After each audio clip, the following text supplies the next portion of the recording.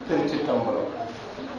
ஆடும் வரிவேல் அணி சேவல் என ஆடும் பணியே பணியாய் அருள்வாய். தேடும் கயமா முகனை செருவில் ஆடும் தனியானை சகோ. தொல்லை இரும்பிறவி சூழும் தலை நீக்கி அல்லலருக்கு ஆனந்தம் முக்கியது. எல்லை வருவா நெறியடிக்கும் வாதவூரின் போல் திருவாசகம் என்னும் தேர். திருச்சிற்றம்பலம்.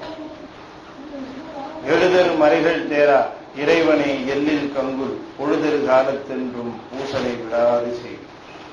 தொழுதகை மீதேற துளும்புகள் நீருள் மூழ்கி அழுது அடியடைந்த அன்பன் அடியவர்க்கு அடிமை செய்வான்.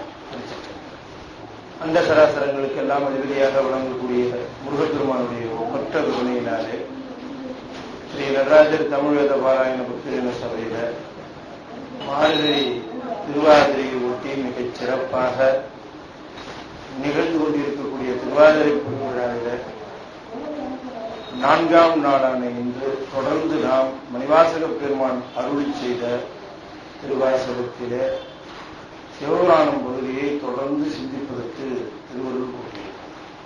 மணிவாசகர் அருளி செய்த திருவாசகத்தை கற்று ஆய்ந்தவர்கள் பலர். அந்நூலை நூல் அளவிலேயே படித்து நிறைவு பெற்றவர்கள் எத்தனையோ பேர்.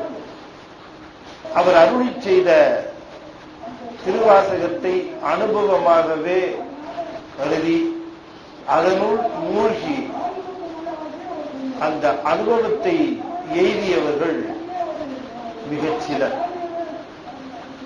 நூலை ஓதுகின்ற பொழுது சொற்களாக தெரிகின்ற நூல்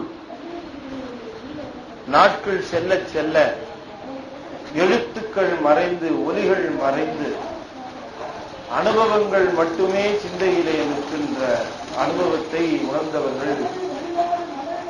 அப்படி மெய்மறந்த நிலையிலே திருவாசகம் முழுமையும் ஓதி ஓதி சிவத்தை உணர்ந்தவர்களிலே மிக மிக குறிப்பிடத் தகுந்தவர் நம்முடைய வள்ளற்பெருமான். இன்னும் சொல்லப்போனால் மெய்ஞானம் என்பது என்ன என்பதை அனுபவபூர்வமாக வள்ளல் பெருமானுக்கு அறிவித்தது திருவாசகம்தான் என்று பல இடங்களிலே அவர் குறிப்பிடுகின்றார். ஆளுடைய அடிகள் என்கிற தலைப்பிலே அவர் அருளி செய்த 10 பாடல்களிலேயும் மணிவாசக பெருமானை தான் அனுபவித்த அந்த அனுபவத்தை மிக அற்புதமாக சொல்லுகிறார். அது நாம் ஆழ்ந்து பார்க்கிற பொழுது திருவாசகத்தை புரிந்து கொள்ளுகிற அளவுக்கு கூட திருவாசகத்தை புரிந்து கொள்ளுகிற அளவுக்கு கூட ராமலிங்க சுவாமிகளுடைய அனுபவத்தை நாம் புரிந்து கொள்ள முடியும். பொதுவாகவே எளிமையாக பாடக்கூடிய தன்மை படைத்த வள்ளல் பெருமான், பொதுவாகவே எளிதாக நாம் புரிந்து கொள்ளக்கூடிய சொற்களையே பயன்படுத்தக்கூடிய வள்ளல் பெருமான், பொதுவாக எந்த உரையும் தேவைப்படாமலேயே பாடலை படித்தவுடனேயே புரிந்து கொள்கிற அளவுக்கு நமக்கு பாடல்களை தந்த வள்ளல் பெருமான் மணிவாசகரை பற்றி சொன்ன 10 பாடல்களையும் நாம் சுலபத்திலே புரிந்து கொள்ள முடியாதபடிக்கு தந்திருக்கிறார் என்பதுதான் நிதர்சனமான உண்மை. அவர் எழுதியிருக்கிற அந்த 10 பாடல்களையும் நாம் பார்த்தால் சொல்லளவிலே பார்க்கிற பொழுது அந்த சொற்கள் எல்லாம் நமக்கு பரிச்சயமான சொற்கள் தான், புது சொற்கள் அவர் ஒன்றும் போனது. வார்த்தையெல்லாம் என்னமோ ரொம்ப சுலபமான சொற்கள் தான் போட்டிருப்பாரு, ஒன்னும் கடினமான வார்த்தை எடுத்திருக்காரு அந்த பாட்டுல. ஆனால் அதை புரிந்து கொள்வதற்கு நாம கொஞ்சம் சிரமப்பட வேண்டி இருக்கிறது. அந்த பாடலினுடைய ஆழத்தை பார்க்கிற பொழுது திருவாசகத்தினுடைய அனுபவ நிலை நமக்கு புரிகிறது. திருவாசகம் என்று சொல்லப்பெறுகின்ற ஒரு ஆழ் பெரும் கடலினுடைய ஆழத்தை அளக்க முடியாமல் வள்ளற்பெருமான் போன்றவர்களே தவித்திருக்கின்ற பொழுது அதுக்கப்புறம் தான் நமக்கு இந்த திருவாசகத்தை பற்றிய ஒரு புது பர்ஸ்பெக்டிவே கிடைக்குது. ஓஹோ, நாம திருவாசகத்தை இதுவரை கற்ற பாங்கிலே அதை பார்க்கக்கூடாது, இன்னும் வேறு பாங்கிலே அதை நோக்க வேண்டும் என்கிற புதிய கோணத்தை வகுத்து தருகின்றார் வள்ளற்பெருமான். ஒரு பாட்டு சொல்றேன். வருமொழி தரும் மாணிக்க வாசக நின் வாசகத்தில் வருமொழி தருமாணிக்க வாசக நின் வாசகத்தில் ஒரு மொழியே என்னையும் என் உடையனையும் ஒன்றுவித்து தருமொழி என்றால் வருமொழி தரும் மாணிக்க வாசக நின் வாசகத்தில் ஒரு மொழியே நின் வாசகத்தில் ஒரு மொழியே என்னையும் என் உடையனையும் ஒன்றுவித்து தருமொழியாம் என்றால் சாதகம் ஏன் சஞ்சலம் ஏன் குருமொழி என்று அயல் கூடுவது ஏன் கேக்குற. இந்த ஒரு பாட்டை புரிஞ்சுக்கிறது நீங்க திருவாசகத்தை கூட புரிஞ்சுக்கலாம், இந்த பாட்டை புரிஞ்சுக்கிறது. இப்ப நான் சொன்னதுல உங்களுக்கு ஏதாவது புரியாத வார்த்தைகள் இருக்கா? நான் கேள்வி கேட்ட அப்புறம் தான் தெரியும் இந்த பாட்டு புரியலன்னு. வருமொழி தருமாணிக்க வாசக வாசகத்தை வருமொழி தருமாணிக்க வாசக நின் வாசகத்தில் ஒரு மொழி, ஒரு பாட்டு இல்ல, ஒரு மொழி. ஒரு மொழின்னா எப்படி எடுத்துக்கணும்னு சொன்ன ஒரு சென்டென்ஸ், ஒரு குறிப்பு. இன்னும் சொல்ல போனா ஒரு உட்குறிப்பு. மொழியின் உடனே நாம என்ன நினைக்கிறோம்? அது ஏதாவது ஒரு வரின்னு நினைக்கிறோம். இல்ல, ஒரு குறிப்பு. திருவாசகம் முழுக்க என்ன பண்ணிருக்கிறாருன்னா பல்வேறு இடங்கள்ல குறிப்புகள் தந்திருக்காரு. ஆங்கிலத்தில் சொல்லணும்னா டிப்ஸ். பாட்டு பாடி இருக்காருன்னு நாம நினைக்கிறோம். ஆனா சிவபெருமானுடைய அனுபவத்தை பெறுவதற்கான குறிப்புகளை வாரி வழங்கி இருக்கிறார். யாரு? மணிவாசன். நாம அதை பாட்டா பார்க்கிறோம். வள்ளல் பெருமான் சொல்லுகிறார், இந்த ஆளை எப்படி லாக் பண்றதுன்னு வழி சொல்லுகிறார். யார? சிவபெருமான். கல்யாணத்துக்கு என்ன சொல்லுவாங்க? வெட்லாக். அது பேரு. அது லாக்குன்னு வச்சா பாருங்க, வெட்லாக் அது பேரு. கல்யாணத்துக்கு வெட்டிங் சொல்றது நம்ம பழக்கம். ஆனா உண்மையிலே அதுக்கு இது பேரே வெட்லாக்குன்னு பேரு. இந்த லாக்கிங் இருக்கு பாத்தீங்களா? லாக்குன்னா என்ன நினைக்கிறோம்? பூட்டுன்னு தான் நினைக்கிறோம். இல்ல, லாக்குங்கிறதுக்கு பொருந்துதல் அர்த்தம். இப்ப இது ரெண்டும் இப்படி சுத்திக்கிட்டு இருக்குது. சுத்திக்கிட்டு இருக்கிற பொழுது ரெண்டும் செட் ஆச்சுன்னா டக்குன்னு பொருந்திடும். பொருந்ததுன்னா இது சுத்துற போதே இதுவும் சேர்ந்து சுத்தும். இல்லாட்டி இது ஒரு பக்கம் சுத்தும், அது ஒரு பக்கம் சுத்திட்டு இருக்கும். சொல்ற திருவாசகம் முழுக்க பல இடங்கள்ல நீங்க இந்த பெருமானை எப்படி லாக் பண்றது அப்படிங்கிற குறிப்புகளை வாரி வழங்கி இருக்கிறார். யாரு? மணிவாசகர். ஆனா அதை தேடி பிடிக்க வேண்டியது நம்ம வேலை. ஒவ்வொரு விதமான குறிப்பு தந்திருக்கிறார். ஒவ்வொரு இடத்துலயும் ஒவ்வொரு விதமான குறிப்பு தந்திருக்கிறார். அப்படி பல்வேறு விதமான குறிப்புகளை தந்திருக்கிறதுல ஏதாவது ஒரு மொழியை பிடிச்சிக்கிட்டாலே போதும். அதான் ஒரு குறிப்பை பிடிச்சி. ஒரு மொழினா ஒரு வரியோ ஒரு சொல்லோ அல்ல. ஒரு மொழினா என்ன அர்த்தம்? ஒரு குறிப்பு. நீ ஒரு குறிப்பை திருவாசகத்துல எங்கேயாவது அவர் சொல்லி இருக்கிறாரு, ஒன்று சொல்லல, நிறைய சொல்லியிருக்க. அதுல ஏதாவது ஒரு குறிப்பை பிடிச்சிட்டோம்னா போதும். என்ன ஆகுமா? வருமொழி தரும் மாணிக்க வாசக நின் வாசகத்தில் ஒரு மொழியே என்னையும் என் உடையானையும். என்னையும் என் உடையனை. என்னையும் என் உடையன் யாரு? என்ன உரிமையா உடையவன் யாரு? சிவபெருமான். என்னையும் என் உடையனையும், என்னையும் என் உடையனையும் ஒன்றுவிக்கும் லாக் பண்ணிடும். அந்த குறிப்பு தெரிஞ்சிருச்சுன்னா, அந்த குறிப்படி நடந்தோம்னா லாக் பண்ணிடும். ஒரு கல்யாண பத்திரிகையில பார்த்த பின்னால ஒருத்தர் ஒரு குறிப்பு அடிச்சிருந்தார். திருமணமான பின் மனைவியை தன்னுடைய கட்டுக்குள் கொண்டு வருவதற்கான 3 வழிகள் உள்ளன. திருமணமான பின் மனைவியை தன் கட்டுக்குள் கொண்டு வருவதற்கு ஆணுக்கு 3 வழிகள் உள்ளன. இன்ட்ரெஸ்டிங். கீழே எழுதுற, இன்றைய தேதி வரை அவை எதுவை என்று தெரியவில்லை. அப்படின்னு ஒரு பத்திரிகை மன்னிச்சுக்கணும், சும்மா ஜோக்காக போட்டது. கல்யாண பத்திரிகை யாரு கல்யாண பத்திரிகை போடுவீங்களா? என் கல்யாண பத்திரிகை தான். எங்க ஊர்ல 2 நாளா பேசல திருமணம் ஆனதுக்கு அப்புறம். இது இப்படி போட்டுருக்கீங்க அதையும் கேட்டு அடுத்து அவங்க வீட்டுல பின்னால ஒரு சேவிங் போட்டோம்னா அவங்க படிச்சு கூட பாருங்க, கொட்டேஷன் போட்டிருக்காரு, பெரியவங்க கொட்டேஷன் விட்டாங்க. அவங்க கல்யாண பத்திரிகை எல்லாம் போய் அப்புறமா யாரோ பேசி போட்ட அப்புறம் தெரிஞ்சது. அது போல திருவாசகம் முழுக்க பெருமானை நாம் ஒரு விஷயம் சொல்றாரு, இடத்துல சொல்றாரு, சிவபெருமான் மாதிரி எளிதில் மயங்குற ஆள் கிடையாது. சீக்கிரம் மயக்கிடலாமா அவனை, மயங்கி போடுவார், டக்குன்னு மயங்கிடுவார். அவ்வளவு உறுதியா இருக்கிற மாதிரி இருக்கிற டக்குன்னு அவ்வளவு தூரம் இந்த ராவணன் தூக்குனான்ல அந்த மலை, எவ்வளவு கோவம் வந்திருக்கணும். ரொம்பால் பயந்துட்டா, அந்த இடமெல்லாம் ஆடி போச்சு, சுனாமி எஃபெக்ட் வந்துருச்சு. அங்க கட்டவரல வச்சு அவனுடைய 20 கரத்தையும் அழுத்தினாரு. எவ்வளவு நாளி நீடிச்சது இந்த கோபம், எவ்வளவு நாள் நீடிச்சதுன்னு பாத்தீங்கன்னா, அதுக்கப்புறம் கொடுத்திருக்கிறது வாரி வழங்கி இருக்கிறது பாத்தீங்கன்னா அவனுக்கு அவ்வளவு தூரம் வாரி வழங்கி விட்டார். பல இடங்கள் சொல்லுகிறார். சரி, இப்ப மணிவாசன் சொல்லுகிற இந்த பாடல்ல பாத்தீங்கன்னா இந்த குறிப்பு சொல்லுவார். அது ஒரு மொழியில நிறைய பேர் என்ன எழுதிட்டாங்க, ஒரு வரி, ஒரு பாட்டு அப்படிலாம் எழுதியிருக்காங்க. அதெல்லாம் பொருள். அது பொருள் என்ன அர்த்தம்? ஒரு மொழினா ஒரு குறிப்பு. பல்வேறு விதமான குறிப்புகளை திருவாசகத்துல எப்படி நம்ம சிவபெருமானை கவர் பண்றது, எப்படி சிவபெருமானுடைய அனுபவத்தை பெறுவது, சிவனுடைய ஆனந்தத்தை எப்படி அனுபவிப்பதுங்கிறதுக்கான பல்வேறு குறிப்புகளை அவர் தந்திருக்கிறார். அதுல ஏதாவது ஒரு குறிப்பை பிடிச்சிட்டா கூட போதும், சாதகம் வேண்டாம், சஞ்சலம் வேண்டாம், வேற குருவை தேடியே போக வேண்டாம். எவ்வளவு பெரிய அற்புதமா சொன்னார்.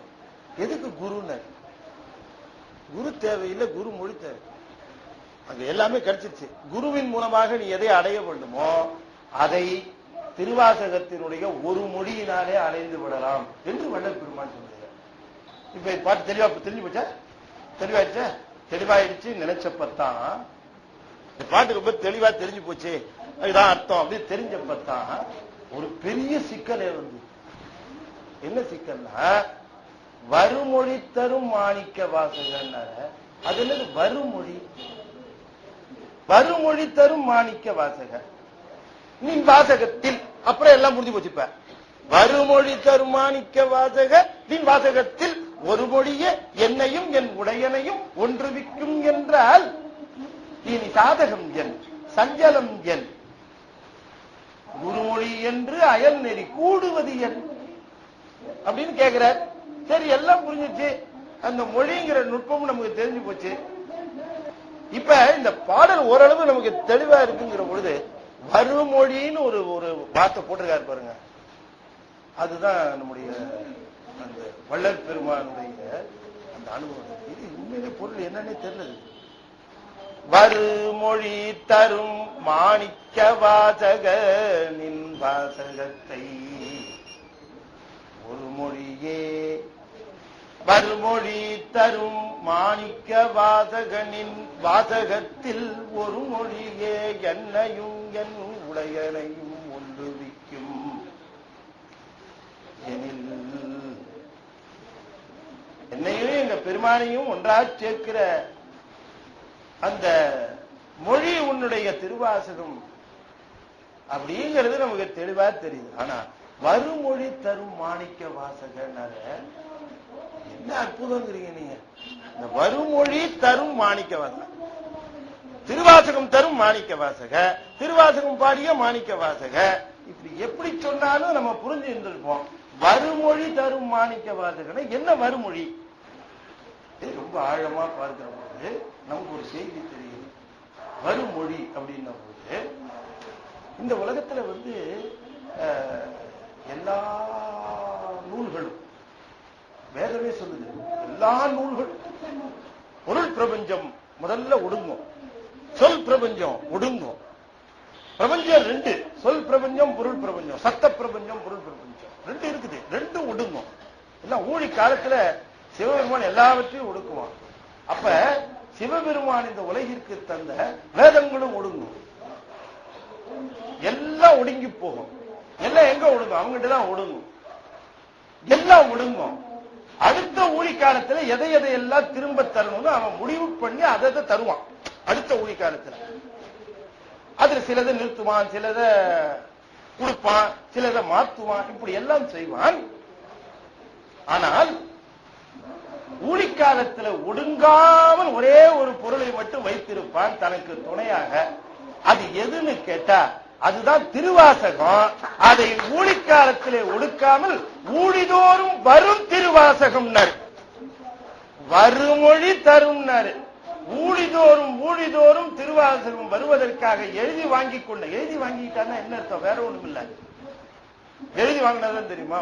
அது என்ன பொருள்னா, ஒவ்வொரு ஊழி காலத்திலும், அதுக்குதான் குறிப்பு சொன்னாங்க, ஊழி காலத்திலே அது ஓதப்படுவதும் கேட்கப்படுவதுமாக இருக்க வேண்டும் என்பதற்காக திருவாசகத்தை பெருமான் நிலைநிறுத்திக் கொண்டான் என்று சொல்லுகிறார். அதை சொல்லுகிறார் பெருமான் இங்க. வருமொழி தரும் மாணிக்க வாசகர். வருமொழி தரும் மாணிக்க வாசக நிர்வாசகத்தில் ஒரு வாசகம் ஒரு மொழி போரும். இந்த ஒரு மொழிங்கிறத நான் உங்களுக்கு என்ன சொல்லியிருக்கேன்? ஒரு குறிப்பு, பல்வேறு குறிப்பு சொல்லுகிறேன். அப்படி அவர் சொன்ன குறிப்புகள் திருவாசகம் முழுமையும் நீங்க படிக்கிற பொழுது தெரியாது, அனுபவிக்கிற பொழுது தெரியும். திருவாசகம் என்கிற அந்த நூலை அனுபவிக்கிற பொழுது அனுபவித்தவர்கள் தம்முடைய வாழ்விலே எந்த துன்பத்தையும் அனுபவிப்பது இல்லை. நிதர்சனமான உண்மை. திருவாசகம் என்கிட்ட கூட ஒன்னு 2 பேர் சொல்லுங்க, ஐயா திருவாசகத்தை சொன்னீங்களே, திருவாசக சிவபுராணம் கூட சொன்னீங்க, அப்பவும் கூட கொஞ்சம் எனக்கு ப்ராப்ளம் எல்லாம் இருந்துகிட்டே இருக்குங்களே ஐயா அப்படின்னு சொல்றத கேள்விப்பட்டேன். நான் உங்களுக்கு இதைத்தான் சொல்லுவேன், திருவாசகத்தை படிக்காதீர்கள், திருவாசகத்தை அனுபவியுங்கள். அனுபவிக்கிற பொழுதுதான் திருவாசகம் முழுமையான பலனை தரும். படித்தல் வேறு, அனுபவித்தல் வேறு. அப்ப முதல்ல நாம படிக்கிற பொழுது அனுபவம் கூடாது. முதல்ல படிக்கிற பொழுது அனுபவம் கூடாது, உண்மைதான். ஆனால் முதல்ல படிக்கிற பொழுது ஒவ்வொரு சொல்லுக்கும் என்ன பொருள் அப்படின்னு நாம நினைவுபடுத்தி படிச்சுட்டே இருக்கோம். முதல்ல அப்படிதான் ஆரம்பிக்கிறோம். சொல்லை சொல்லுகிற பொழுது இந்த சொல்லுக்கு என்ன பொருள் என்பது நம்முடைய மனதில தெளிவாக வர வேண்டும். அப்ப பிரஜையோடு படித்தல் என்கிற முதல் கட்டத்துல நாம இருப்போம். அது பிரஜையோட படிக்கணும். ஏன்னா நாம படிக்க ஆரம்பிச்சோடனே என்ன ஆகும், இந்த வார்த்தைகள் எல்லாம் நமக்கு பழக்கப்பட்ட காரணத்தினாலே மனம் என்ன பண்ணும், இத ஆட்டோமேட்டிக் சுவிட்சில் போட்டுட்டு அது வேற இடத்துக்கு போயிடும். அந்த காலத்துல என்ன பண்ணாங்க, அடுப்பை பத்த வச்சு தண்ணிய பாத்திரத்துல வச்சு அது கொஞ்சம் சூடாயிடுச்சா கொதிச்சிருச்சான்னு எட்டி பார்த்து அது கொதிச்சிருச்சு அப்படின்னு கொஞ்சம் சூடு ஏறிடுச்சுன்னு தெரிஞ்ச உடனே அரிசி ஊற வச்சு அரிசி எடுத்து களைஞ்சி அதுக்கப்புறம் அதை எடுத்து அதுல களைஞ்சி அதுல போட்டு அதுக்கப்புறம் கொதி வருதான்னு பார்த்துட்டு அப்புறம் கொதி வந்த உடனே கிண்டி விட்டுட்டே இருந்து தண்ணி குறைஞ்சு போச்சுன்னா என்ன கொஞ்சம் தண்ணியை ஊற்றி இல்லையா இப்படி எல்லாம் பண்ணிக்கிட்டே இருந்தாங்க. இன்னைக்கு அப்படியா நடக்குது? இன்னைக்கு நேஷனல் பேனசோனிக்ல ஒண்ணு போட்டிருக்கான். என்னன்னா தண்ணியையும் அரிசியையும் தூக்கி தொபகடின்னு உள்ள போட்டுறாங்க. தண்ணியையும் அரிசியையும் தொபகடின்னு உள்ள போட்டு மேல மூடிட்டு ஒரு சுவிட்சை போட்டா அதுக்கு தெரியுமா வெந்திரிச்சா வேகலையான்னு. அதுவா ஆட்டோமேட்டிக்கா ஆஃப் ஆயிடுமா. வெளியே நம்ம என்ன வேலை வேணா பண்ணிட்டு அப்புறம் திரும்ப வந்தா அதுக்கப்புறம் அது சூடா வேற வச்சிருக்குமா, அப்புறம் எடுத்து பரிமாறிக்கலாம். இது நேஷனல் பேனசானிக்ல போட்டிருக்காங்க. Rice cooker. நான் சொல்றது இந்த ஸ்டீம் குக்கர் கூட இல்ல, இது ரைஸ் குக்கர் ஒண்ணு எலக்ட்ரிசிட்டியில ஆபரேட் பண்ற மாதிரி ஒண்ணு வந்துருக்குது. தெரியுதுங்களா? இது ஆட்டோமேட்டிக்கா ஆயிடும் எல்லாமே. ஒண்ணு நம்ம எல்லாம் போய் பக்கத்துல கவனிக்க வேணும். அது மாதிரி ஆட்டோமேட்டிக்கா உள்ள இருக்குது சுவிட்ச். சிவபுரம் தானே, நான் சொல்லிடுறேன், இவன் வேலையை பாருன்னுட்டு கிரு நமச்சிவாய வாழ்க நாதன் தாழ் வாழ்க இவன் எப்பொழுதும் என் நெஞ்சில் நீங்காதான் தாழ் வாழ்க கிரு வாய் ஓடும், கண் பார்க்கும், எல்லாம் பண்ணும். மனசு மட்டும் ஆட்டோமேட்டிக்கா போட்டு வெளில கிளம்பிடும். அது வெளில போயிடும். இது ஆட்டோமேட்டிக்காவே இது பார்த்துக்கும். அதை எனக்கு எந்த இடத்துலயும் தங்கு தடை இல்லாம அது பாடு போயிட்டு இருக்கும். நிகழ்கிறதா இல்லையா? இத திருவாசகம் ஒத்துக்கல. அந்த மாதிரி ஓதப்படுவது சொற்களோடு நாம ஏய்ந்து என்ன சொல்லியிருக்கார், என்ன அனுபவிச்சிருக்காரு, என்ன அனுபவத்துக்குள்ள அது என்ன அப்படின்னு பாத்தீங்கன்னா, நீங்க அதுல இருக்கிறது 95 வரிய நீங்க 95 தடவை படிச்சாலும் 95 விதமான அனுபவம் தரும். அதுதான் சிவபுராணத்தினுடைய மிகப்பெரிய பெருமை. அது அனுபவிச்சவங்களுக்கு தெரியும். நீங்களும் நாளைக்கு ட்ரை பண்ணி பாருங்க. நீங்களும் நாளைக்கு வேணா சரி ஐயா அப்படி சொன்னாங்களே, இன்னைக்கு நம்ம நிறுத்தி நிதானமா இதை படிக்கணும் அப்படின்னுட்டு ஒவ்வொரு சொல்லையும் கான்சியஸோட படிக்கணும். நான் என்ன வார்த்தை சொல்லுகிறேன்னு எனக்கு நல்லா தெளிவாக தெரிந்து சொல்லுவது. அந்த மாதிரி சொல்லுகிற பொழுது அதுக்கு பேர் தான் ஓதுதல்னு பேர். ஓதுதல்னா என்னன்னா என்ன படிக்கிறோம் அப்படிங்கறது அனுபவபூர்வமாக உணர்தல் தான் ஓதுதல்னு பேர். தெல்லாம் படித்தல் வாசித்தல். ஓதுதல்ங்கிறது கொஞ்சம் உயர்ந்த. ஓதுதல் என்பது உணர்வு பூர்வமாக அதை அனுபவித்தல். உணர்வு பூர்வமாக அதை அந்த உணர்வு ஒவ்வொரு வரியிலையும் கொட்டி கிடக்குது திருவாசகத்தில். அதுதான் திருவாசகம் என்பது மணிவாசகருடைய அனுபவம் என்கிற பொழுது அதை முழுமையா நம்ம வள்ளற் பெருமான் அதை அனுபவிச்சிருக்கார். ஒவ்வொரு சொல்லையும் அனுபவிச்சு ஒவ்வொரு நிலையையும் அனுபவிச்சிருக்கார். உய்ய என் உள்ளத்துள் ஓங்காரமாய் நின்ற மெய்யா விமலா விளைப்பாக. உய்ய என் உள்ளத்துள் ஓங்காரமாய் நின்ற மெய்யா விமலா விடைப்பாக. வேதங்கள் ஐயா என ஓங்கி ஆழ்ந்தகன்ற நுண்ணியனே மெய்யாய் தனியாய் இயமான நாம் விமலா பொய்யாயினவெல்லாம் போய் அகல வந்தருளி மெய்ஞானமாகி மெளிரும் மெய்ச்சுடரே. எஞ்ஞானமில்லாதே எங்கள் பெருமானே அஞ்ஞானம் தன்னை அகல்விக்கும் நல்லறிவே. ஆக்கம் அளவு இறுதி இல்லை.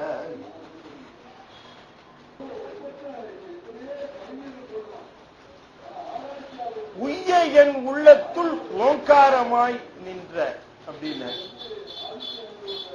உள்ளத்துள் அப்படிங்கிற பொழுது என்ன பொருள்? உள்ளத்துள்னா உள்ளத்துள் ஓங்காரமாய் நின்ற அப்படின்னா என்ன பொருள் சொல்லுங்க. இல்ல, உள்ளத்துள் ஓங்காரமாய் நின்ற. நீங்க ரைட்டா சொல்லிட்டா ஒத்துக்குவேன், பேசாம. உணர்வுகளில் உணர்வுகளில் சிந்தையில், அதான் சிந்தை உணர்வு. அப்புறம் உள்ளத்துல உயர்ந்திருக்காரு.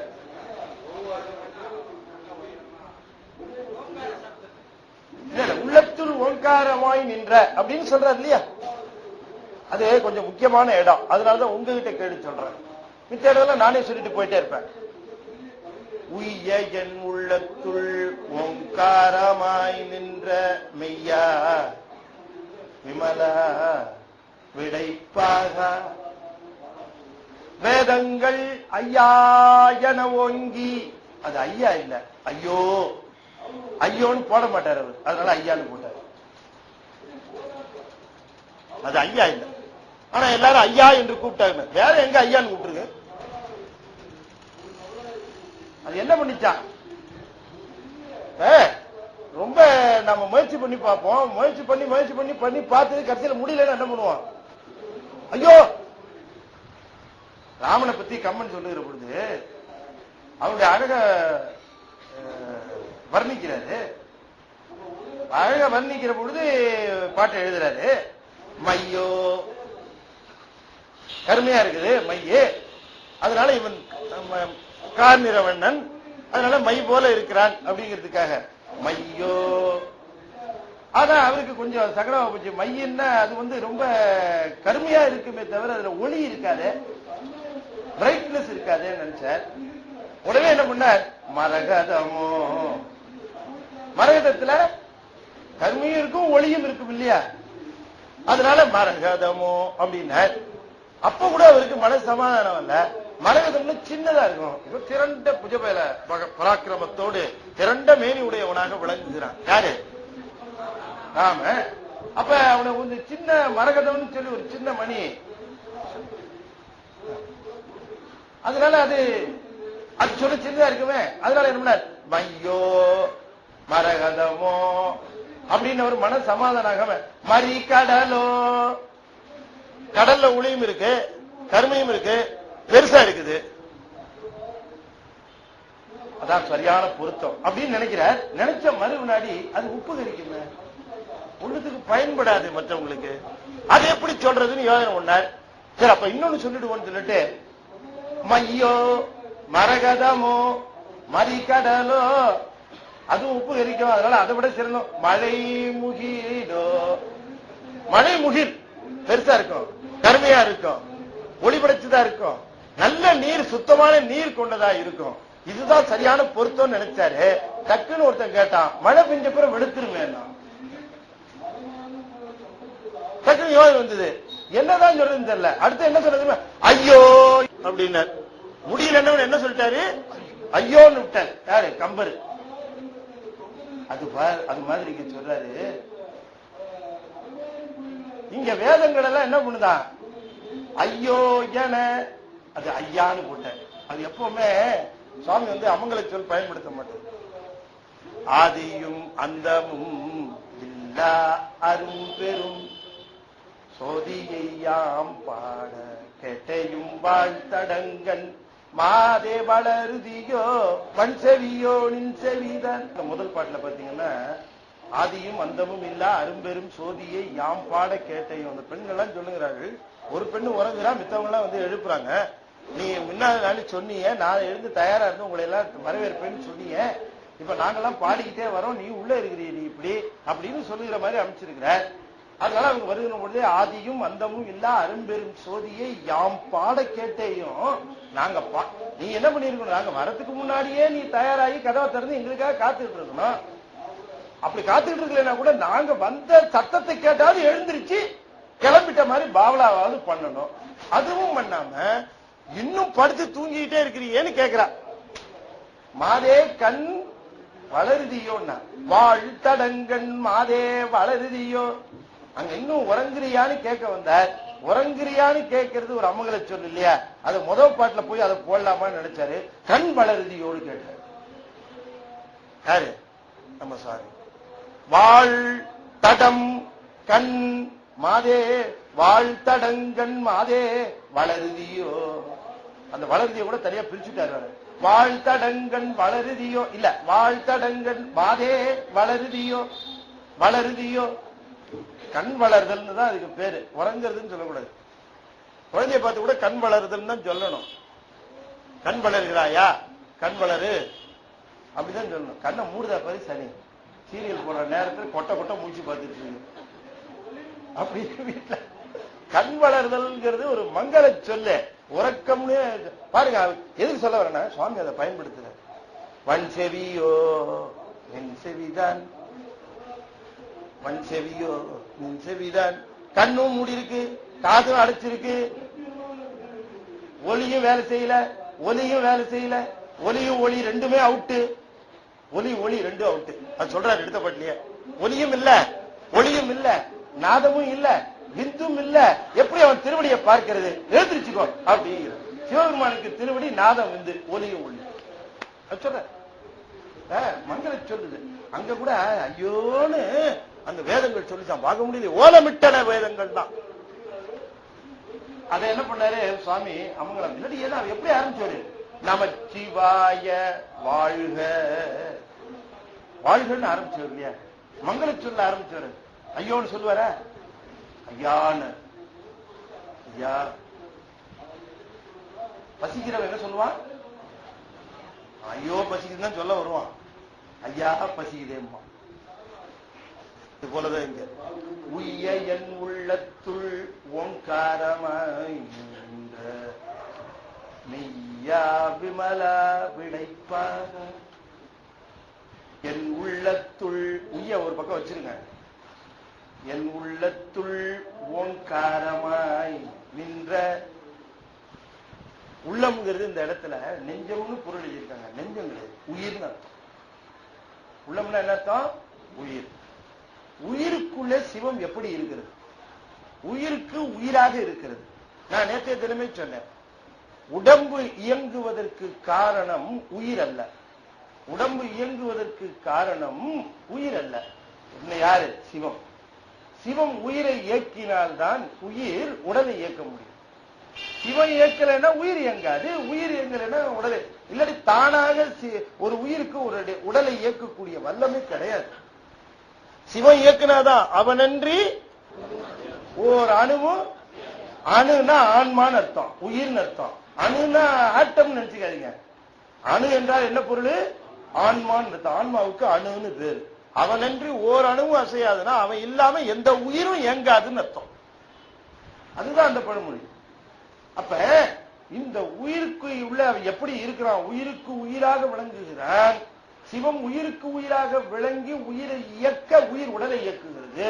உயிருக்குள்ளே எப்படி அவன் விளங்குகிறான் கேட்டா, உள்ளத்துள் ஓங்காரமாய் நின்ற அந்த உயிருக்குள்ளே அவன் நிற்கிற நிலைக்கு பேர் தான் ஓங்காரம்னு பேர். ஓங்காரம் பிரணவம் அப்படின்னா என்னன்னு நாம தம்சிட்டு இருந்தோம் இல்லைங்களா? அது என்னது பிரணவம், அது என்ன ஓங்காரம்? அது ஒண்ணு இல்லப்பா, இறைவனுடைய பொது நிலை என்கிற ஒன்று இருக்கு, அதை விட்டுடு. உன் உயிருக்குள்ள அவரு உயிருக்கு உயிரா உள்ள இருக்கிறார் இல்லையா, அந்த நிலைக்கு பேரு பிரணவ நிலைன்னு பேரு, ஓங்கார நிலை. இந்த பிரணவ நிலையினுடைய டிஸ்ட்ரிபியூஷன் தான் அங்க உள்ளுக்குள்ள இருக்கிற அந்த பிரணவம் என்று சொல்லக்கூடிய அந்த நிலையில தான் அகர கலையாகவும் உகர கலையாகவும் மகர கலையாகவும் நாத கலையாகவும் விந்து கலையாகவும் விரிந்து இந்த உடம்பு முழுக்க இயக்கம். உள்ளுக்குள்ள ஒரு பிரணவம் என்று சொல்லக்கூடிய நிலையில அது விளங்குகிற நிலைக்கு அதுக்கு பேரு பிரணவம்னு பேரு, ஓங்காரம்னு பேரு. ஓங்காரம் என்று சொல்லுவது ஒரு ஆற்றல். இந்த ஆற்றல் உள்ளுக்குள்ள இருந்து உயிரை இயக்க அந்த உயிர் உடலை இயக்குகிறது. எனவே சிவத்தின் ஆற்றல் ஓங்காரம் என சொல்லப்படுகிறது. அதுக்கு உள்ளுக்குள்ள இருந்தா ஓங்காரம்னு பேரு, பிரணவம்னு பேரு. உயிருக்கு உயிராக இருக்கிற பொழுது அதுக்கு என்ன பேரு? பிரணவம். அதை சொல்லுகிறார், உய்ய என் உள்ளத்துள் ஓங்காரமாய் நின்ற மெய்யா மெய்யா. இப்ப மெய் அப்படிங்கிறது என்ன, ஓங்காரம் என்பது என்ன, ரெண்டையும் நாம கம்பேர் பண்ணணும். ஏன்னு சொன்னா இறைவனுடைய நிலை ரெண்டு இருக்குது. ஒண்ணு சொரூப நிலை, இன்னொன்னு தடத்த நிலை. ஒண்ணு தடத்த நிலை, இன்னொன்னு சொரூப நிலை. அதாவது என்னன்னு கேட்டீங்கன்னா, இன்னும் சொல்ல போன சிறப்பு நிலை, பொது நிலைன்னு. எல்லா பொருள்களுக்கும் பொது இயல்பு சிறப்பு இயல்பு ஒண்ணு உண்டு. எல்லா பொருள்களுக்கும் பொது இயல்பு சிறப்பு இயல்பு எல்லா பொருளுக்கும் உண்டு. அது பதிவுக்கும் உண்டு, பசுவுக்கும் உண்டு, பாசத்துக்கும் உண்டு, எல்லாத்துக்கும் உண்டு. நாம பொது இயலை தெரிந்து கொள்ளும் விதம் வேறு, சிறப்பு இயலை தெரிந்து கொள்கிற விதம் எல்லா பொருளுக்கும் உண்டு. இப்ப ஒரு ரட்சகர் அங்க நீங்க வந்தார். அவர் வந்த உடனே அவர் ஒரு ஹோட்டல்ல தங்க வச்சிருந்தாங்க, பாம்பேல தங்கி இருந்தார். அவர் என்ன பண்ணார், அந்த பாம்பேல தங்கி இருந்தவரு அவரை மீட் பண்றவங்க கொஞ்சம் லேட் ஆச்சு வரதுக்கு, அதனால அங்கே இருந்தார். அவருக்கு என்ன ஆசை வந்ததுன்னா, ரஷ்யாவில் இந்தியா மேல இருக்கிற மோகமே பனானாஸ் தான், இந்த வாழைப்பழம். ரொம்ப அங்க ரொம்ப காஸ்ட்லி வாழைப்பழம் எங்க ரஷ்யாவில். அதனால அவர் என்ன பண்ணார், சரி வாழைப்பழம் சாப்பிடுவோன்னுட்டு அந்த பேரரை கூப்பிட்டு வாழைப்பழம் வாங்கிட்டு வாங்கிட்டு அவன் போய் வாங்கிட்டு வந்து கொடுத்தான், சாப்பிட்டான். அப்புறம் கொஞ்ச நாள் கழிச்சு அவரை மீட் பண்ண வேண்டிய அந்த அபிஷியல் வந்தார். வந்த உடனே எப்படி இருக்குது பாம்பே, எப்படி இருக்கு இந்தியான்னு கேட்டார். நல்லா இருக்கு, பட் ஒரு விஷயத்துல வெரி மச் டிசப்பாயிண்டட். என்ன சமாளிச்சு, இந்த வாழைப்பழத்தை பத்தி ரொம்ப பெருமையா சொன்னாங்க, அதை வாங்கி சாப்பிட்டு அது கூட அவ்வளவு பிரமாதமா இல்லையா, அதுக்காக இவ்வளவு, அதான் எனக்கு கொஞ்சம் டிசப்பாயின்மெண்ட். அப்ப இவர் சொன்னார், உங்களுக்கு நல்ல பழமா வாங்கி கொடுத்துருக்க மாட்டான், நான் I will get you good fruits அப்படின்னுட்டு இவரே போய் மேற்பார்வையில 2 பழத்தை வாங்கி வந்து கொடுத்து, நல்லா கனிஞ்ச பழம் வாங்கி கொடுத்து சாப்பிடுங்க இருந்தாங்கன்னு கொடுத்தாரு. அவன் வாங்கினவன் என்ன பண்ணா, அப்படியே சாப்பிட்டான். நிறுத்து நீ இப்படிதான் முதலையும் சாப்பிட்டியாங்க. ஆமா, இது இப்படி சாப்பிடக்கூடாது, தோலை எடுத்துடணும். எப்படி, அவன் தோலோடையும் முழுங்கிருக்கான். தோலையெல்லாம் எடுத்துட்டு அதுக்கப்புறம் பழத்தை தனியா பிரிச்சு இப்ப சாப்பிடு, ஹவு ஸ்வீட் இட் இஸ் அப்படின்னா. அப்ப இந்த வாழைப்பழத்தை பற்றி அவன் தெரிந்து கொண்ட விஷயங்கள் எல்லாம் பொது அறிவாக தெரிஞ்சிருக்கிறான். புத்தகத்துல படிச்சு வாழைப்பழம்னா இப்படி இருக்கும், அது இந்த மாதிரி டேஸ்ட், இப்படி ஏதோ எழுதியிருக்கிறான். ஆனா அது பொது அறிவு. ஆனால் வாழைப்பழத்தை எப்படி உண்ண வேண்டும்ங்கிற சிறப்பு அறிவு தெரிஞ்சாதான், வாழைப்பழத்தினுடைய அனுபவப்பட்டாதான் அந்த சிறப்பு இயல்பு தெரியும். எனவே ஒரு பொருளினுடைய பொது இயல்பு படிப்பறிவினாலையும் சொல்ல கேட்டும் தெரிந்து கொண்டு விடலாம். ஆனா ஒரு பொருளினுடைய சிறப்பு இயல்பு அதை அனுபவித்தால் மட்டும்தான் தெரிந்து கொள்ள முடியும். இன்னொரு உதாரணம் சொல்லட்டுமா, மனசுல அப்படியே சக்குன்னு புரியுற மாதிரி. அந்த அதாவது இந்த மாப்பிள்ளைய பார்த்துட்டு வந்து வீட்டுல உட்காந்து பேசுவாங்க, பொண்ணு அடுக்கலையில இருக்கும், இவங்க எல்லாம் மாப்பிள்ளைய பத்தி பேசுவாங்க. மாப்பிள்ளை பத்தி பேசுவாங்க, எப்படி இருந்தது மாப்பிள்ளை, எப்படி இருந்தாரு, கர்லிங் ஹேரு, அந்த பொண்ணு அங்க உள்ளுக்குள்ள ஏதோ அப்படி பாத்திரத்தை அப்படி எடுத்து வைக்கிற மாதிரி, அப்புறம் காப்பி கலக்கிற மாதிரி எல்லாம் பண்ணிட்டு காது இங்க விட்டுருக்கும். எங்க ஹால்ல என்ன சொல்றாங்க, மாப்பிள்ளைக்கு பின்தலையில ஏதோ ஒரு சொட்ட மாதிரி இல்ல, உடனே நம்மளும் டக்குன்னு அப்படி திரும்பிடுவாங்க, இன்னும் சொல்றாங்களே. சரி அதெல்லாம் ஒண்ணு இல்லடி, நான் கிட்ட போய் நல்லா பார்த்தேன்.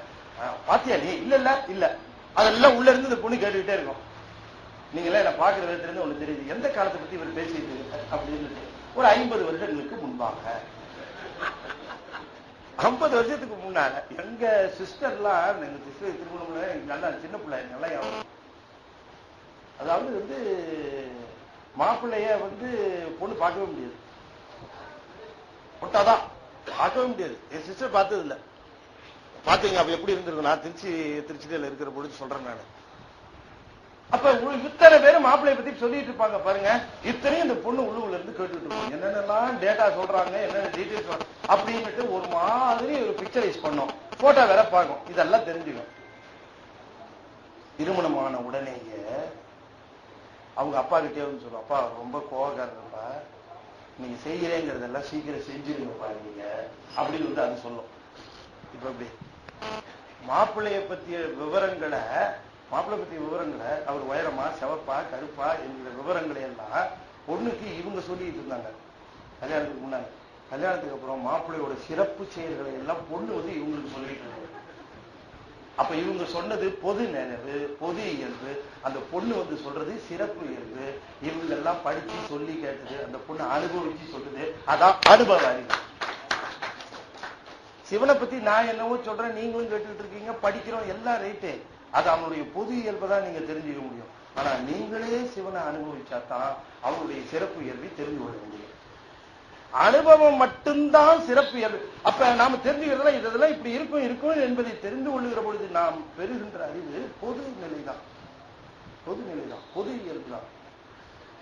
இந்த பொது இயல்பு என்று சொல்லுவதை எப்படி சொல்லுகிறார்கள் என்று சொன்னால், அவன் கீழே தடத்த நிலையாக அவனுடைய சிறப்பு நிலை சுயம் பிரகாசமாக சிவமாக இருக்கிறான். இந்த தடத்த நிலைக்கு வருகிற பொழுதுதான் ஆன்மாக்குள்ள இருக்கிறது. கருணையினாலே தன்னுடைய நிலையை கீழே இறக்கி வருது. விண்ணின்று இழிந்து வினைக்கீழாய் மெய்கொண்டு. அதனால மெய்யா அப்படிங்கிறார்.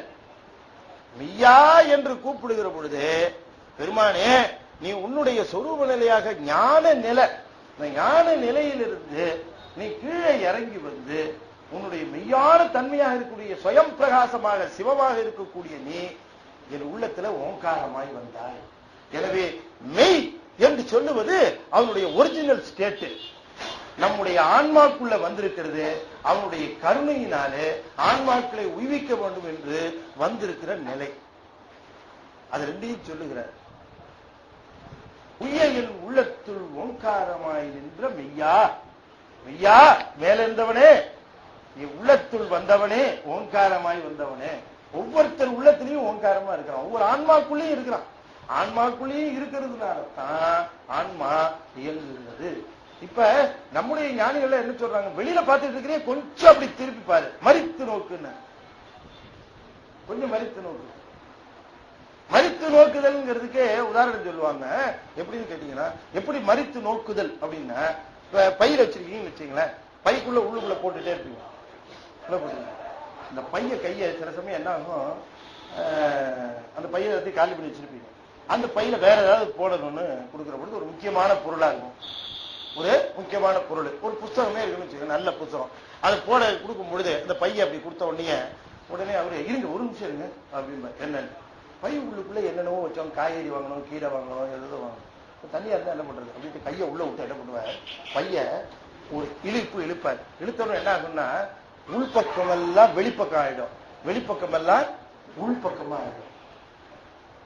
பை எப்படி ஆகும், உள்பக்கம் எல்லாம் வெளிப்பக்கம் ஆகும், வெளிப்பக்கம் எல்லாம் உள்பக்கம் ஆகும். இப்படி வெளிப்பக்கம் எல்லாம் உள்பக்கம் ஆன உடனே வெளியே நல்லா தெரியுது சுத்தமா இருக்கிறது, அதை உள்ளேயும் உள்ள எப்படி இருக்குன்னு தெரியல, அதை வெளியையும் போட்டு மறித்து போட்டு அந்த புத்தகத்தை தூக்கி பத்திரமா உள்ள வைப்பார்கள். இப்படி செய்வதற்கு மறித்து செய்தல்னு பேரு. அப்படி என்ன செய்வார்களாம், உள்ள ஒருவேளை அழுக்கா இருந்தா என்ன பண்றது, புறகரணங்களை எல்லாம் சுத்தம் பண்ணிட்டோம் இல்லையா, அப்படி பார்க்காமல் மறித்து பார்ப்பதாக உள்ள இருக்கிற பெருமாளை தூக்கி வெளியில போட்டு வெளியில இருக்கிறதெல்லாம் தூக்கி உள்ள போடுவதற்கு மறித்து நோக்குதல்னு பேராது சொல்லுகிற. உய்ய என் உள்ளத்துள் ஓங்காரமாய் நின்ற மெய்யா.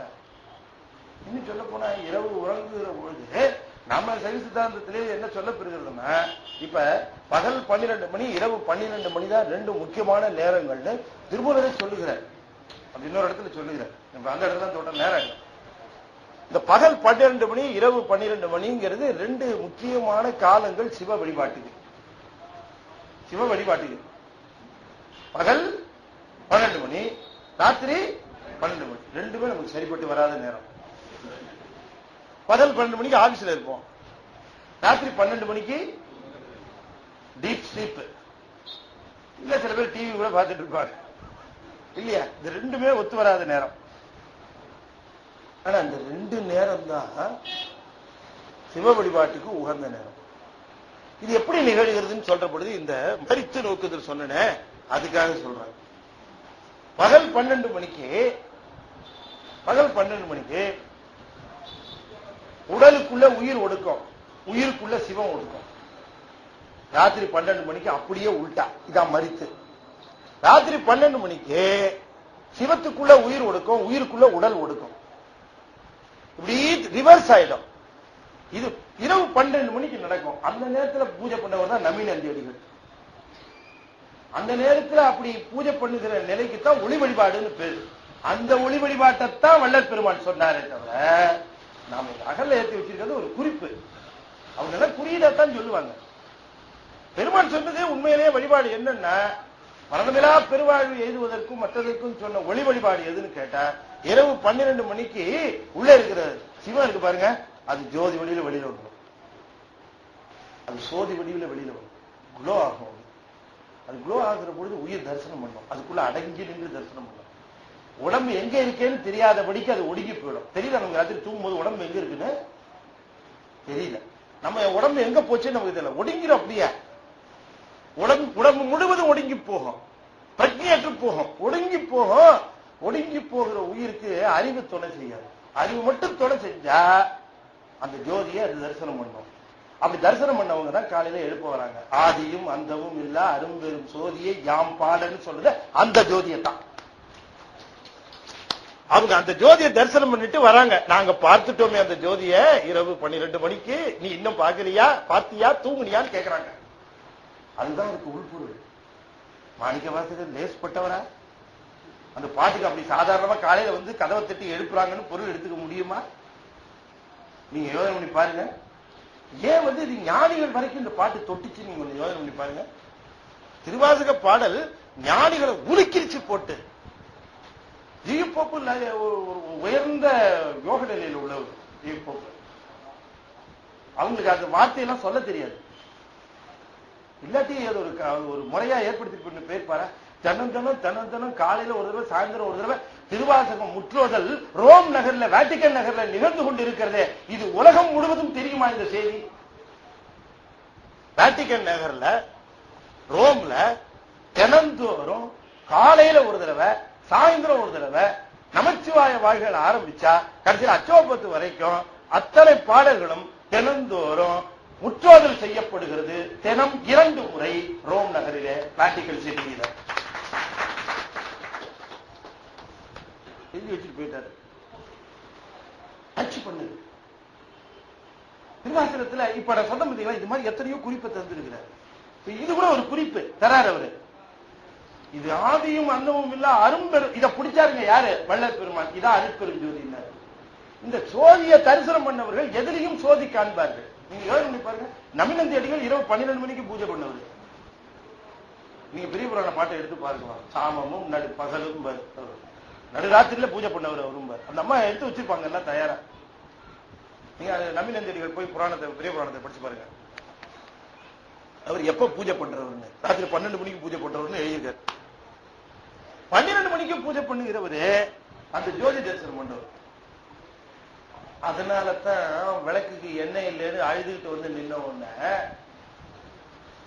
அவங்க சொன்னாங்கல்ல, இந்த சமணர் வீட்டுல போயில கேட்டாரு விளக்குக்கு எண்ணெய் இல்லைன்னு. திருவாரூர் அறத்துறையில விளக்கேற்றுவார் அவர் ஒவ்வொரு நாளும். அன்னைக்கு இல்ல, வெளியில போனாரு, ஏதோ ஒரு வீடு இருந்தது, அந்த வீட்டுல போய் கேட்டாரு, கொஞ்சம் எண்ணெய் கொடுங்கன்னு கேட்டாரு. யாரு? நவீனந்தியடிகள். கேட்ட உடனே அவன் சொன்னா, அவன் ஒரு சமணன் வீடு, தெரியல இவருக்கு. அவன் சொன்னா, கையில் கணனுடையார் தமக்கு விளக்கு மிகையாமேன்னா. அவர் கோயிலுக்கு விளக்கு போற, அவன் கையில நெருப்பு வச்சிருக்காருன்னு சொல்றீங்களே, அப்புறம் எதுக்கு தனியா அவருக்கு விளக்கு போடுறீங்கன்னு கேட்டான். புரி இருந்துச்சு இவருக்கு. ஆகா, தவறான வாசப்படி பேசிட்டாங்க. வேண்டும் என்றால் கமலாலய குளத்தில் நீர் முகந்து விளக்கெரியும் அப்படின்ட்டு போயிட்டான். அதுதான் இன்னும் அவனுக்கு மனசு கஷ்டமா போச்சு. அவருக்கு நேரம் வந்து அழுதார். இப்படி சொன்னாங்க, இப்படி சொல்லிட்டாங்க, தண்ணியை வச்சு விளக்கெரின்னு சொல்லிட்டாங்க. நான் எனக்கு வந்து விளக்கெரிக்காததை விட இப்படி உனக்கு ஒரு கெட்ட பேர் வாங்கி கொடுத்தேன். நானு உனக்கு விளக்கு போடுறேன்னு சொல்லிவிட்டு போய் உன்னை ஏசுற மாதிரி பண்ணிவிட்டானே. இந்த சார்ந்த நேரத்தில் கண்ணீர் இருக்குனார். சிவபெருமான் அசரீதியா சொன்னார். அவன் சரியாத்தானே சொன்னான், நீ தான் தப்பா புரிஞ்சுக்கிட்ட. சரியாத்தான் சொல்லி இருக்கிறான். என்ன சரியாதான் சொல்லியிருக்கான். இப்போ இந்த குளத்துல போய் தண்ணி எடுத்துருவா போன. தண்ணி எடுத்துட்டு வந்து இந்த விளக்குல எல்லாம் ஊத்தி எரியினார். சாமி என்ன சொல்லிக்க இப்போ அப்படின்னார். போனார், கமலாலய குளத்திலிருந்து நீரை முகந்து வந்தார். ஒவ்வொரு அகல்தோறும் ஊத்தினார், ஏத்தினார், தண்ணி எல்லாம் விளக்கு எரிஞ்சது. யாருக்கு? ஏன்னா அந்த ஜோதி அவர் உள்ள தரிசனம் பண்றாரு. உள்ள ஜோதியை தரிசனம் பண்ண இன்னொருத்தர் வள்ளல் பெருமாள், அவரும் தண்ணியில விளக்கு எரிச்சாரு.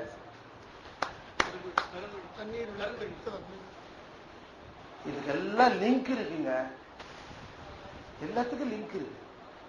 அந்த ஜோதியை பிடிச்சார் வள்ளல் பெருமாள். ஆதியும் அந்தமும் இல்லா அருட்பெரும் ஜோதினார, அதத்தான் அருட்பெரும் ஜோதினார். அருட்பெரும் ஜோதினார். அவர் அரும்பெரும் ஜோதினார். அவருக்கு ஏற்கனவே கிடைச்சிருச்சியா, நமக்கு இனிமேதான் கிடைக்கணும். அதனால அவர் அருளணும் இனிமே. அதனால அருள் பெரும் ஜோதினார் வள்ளல் பெருமாள். அது வாங்கிட்டாரு யாரு? மணிவாசகர். அதனால அவருக்கு அரும் பெரும் ஜோதி. நமக்கு இனிமே அருள் பெரும் ஜோதி. இனிமே அருள்னாதான் உண்டு. அதனால அருள் பெரும் ஜோதினார். அருள் பெரும் ஜோதி, அருட்பெரும் ஜோதி அப்படின்னார். இப்படி உள்ளுக்குள்ள இந்த ஜோதியை தரிசனம் பண்ணுகிற பொழுது இந்த உடம்பு ஜோதி ஆயிடும். அப்ப இந்த உடம்பு உள்ளுக்குள்ள ஒடுங்கின உள்ள என்ன ஆகுமா, இந்த அறிவுக்கு அந்த அறிவு விழித்து அந்த ஜோதியை தரிசனம் பண்ணும். அறிவுக்கு கண்ணு இருந்தாலும் தரிசனம் பண்ணும். அந்த கண்ணு உள்ளுக்குள்ள இருந்து அதைத்தான் சொல்லுகிறார் பாம்பன் சுவாமிகள். தகராலய ரகசிய கண்ணு அதுதான் சொல்லுகிறார். அந்த கண்ணுனால தரிசனம் பண்ணவர்கள் ஞானிகள். அது தரிசனம் பண்ணுகிறார். அது இங்க சொல்லுகிறார். மெய்யா விமலா விடைப்பாக, விமலா விடைப்பாக. விமலா உள்ளுக்குள்ளேயே இருக்கிறாரு, உள்ளுக்குள்ளேயே இருக்கிறாரு, உள்ளேயே இருக்கிறாரு. நானே ஒருத்தர் கூடவே இருக்கிறேன்னு வச்சுக்கங்களேன், அவன் ரூம் மட்டும் வச்சுக்கங்களேன், அவன் எப்பவுமே மெட்ராஸ் பாஷை தான் பேசுறான்னு வச்சுக்குவோம். நான் என்னதான் எவ்வளவு ஸ்ட்ராங்கா அப்படியே நிறுத்தி இருந்தாலும் கொஞ்ச நாள் என்ன ஆயிடும், பாப்பா நாஷ்டா பண்ணலாமா அப்படின்னு கூப்பிட்டுருவேன். நானே அவனை இங்கேயே சொல்லிடுவேன், என்ன இது படா பேஜாராக்கி இது அப்படின்ட்டுருவேன். ஏன் கூட இருந்த கொஞ்சம் வருஷம் அவன் கூடவே இருந்துட்டல. அதனால ஒருவேளை நம்ம கூடவே இருக்கிறாருங்கிறீங்களே, ஆன்மாக்குள்ளேயே இருக்குதுங்கிறீங்களே, ஆன்மாவுக்கு இருக்கிற மலை வாசனை இதுக்கு வந்துருமோ? ஆன்மாவுக்கு இருக்கிற குற்றம் இதுக்கு வந்துருமோ? வராது. மெய்யா விமலான்னார். மலம் இல்லாதவன் என்ன, கூட இருந்தாலும் மலம் இல்லாதவன். விடைப்பாகன்னார். பாகன்னா செலுத்துதல் அர்த்தம். விடைனா பசு, பசுவாகிய உயிரை செலுத்துகிறவனே. இந்த பசுவாகிய உயிரை செலுத்திக் கொண்டு உள்ளே இருந்து மலமும் தீண்டாதபடிக்கு, ஆனால் அதே சமயத்தில் உயிரை செலுத்திக் கொண்டும் இருக்கிற பெருங்கருணையாளனே. ஐயா இவ்வளவு ஏன் தன்மை செய்கிற? யான் உய்ய முதல்ல போட்டிருக்காங்க. உய்ய என் உள்ளத்துள்ளார் பாருங்க. அந்த உய்ய எடுத்து இப்ப போடணும். எவ்வளவு எதுக்கு செய்யறது தெரியுமா? இந்த உயிர் உய்வதற்காக. உய்வதற்குரிய தகுதி உடையதுங்கிறதுனால ஆன்மாவுக்கு உயிர்னு பேர் வச்சோம். அது ஒண்டிதான் உய்ய வேண்டியது. அதனால உயிர்னு பேர். உய்ய என் உள்ளத்துள் ஓங்காரமாய் நின்ற அப்படிங்கிற அந்த உய்யங்கிறது இருக்கு பார்த்தீங்களா, அது அப்படியே சாதாரணமா விட்டுறக்கூடாது. அந்த உய்யங்கிற வார்த்தை இருக்கு பாருங்க, அதனுடைய பெரும் கருணையை தெரிவிக்குது. இவ்வளவு எதுக்கு செய்யறான்? எதுக்காக செய்யறான்? நாம உய்ய வேணும்ன்றதுதான். நாம உய்தல் வேண்டும், நாம மேல வரணும், நம்ம கீழே இருக்கிறோம், நாம மேல வரணும், நாம இன்பம் அடைய வேண்டும் அப்படிங்கிறதுக்காகத்தான் இவ்வளவும் செய்யறான். அப்ப மொத்தத்து அத்தனையினுடைய இத்தனை செயல்படக்கூடிய காரணம் யான் உய்ய. உய்ய என் உள்ளத்துள் ஓங்காரமாய் நின்ற. அதனாலதான் உள்ளங்கிறதுக்கு நெஞ்சம்னு பொருள் இல்லாம உயிர்னு பொருள் ஏன்னு சொன்னா உய்யன்னு சொன்னார் பாருங்க முன்னால. அதனாலதான் உய்ய வேண்டியது உயிர் தான், மனசு இல்ல. மனசுல இருக்கிறான் சாமி அப்படின்னு சொல்லக்கூடாது. உயிருக்கு உயிரா இருக்கும். ஏன் மனசுல சாமி இல்லைன்னு சொல்றோம்? மனசுல சாமி இருக்கு சொல்ல, மனசுக்குள்ள சாமி இருக்காரு அப்படின்னு சைவம் சொல்லாது, சாத்தன்னு சொல்லாது.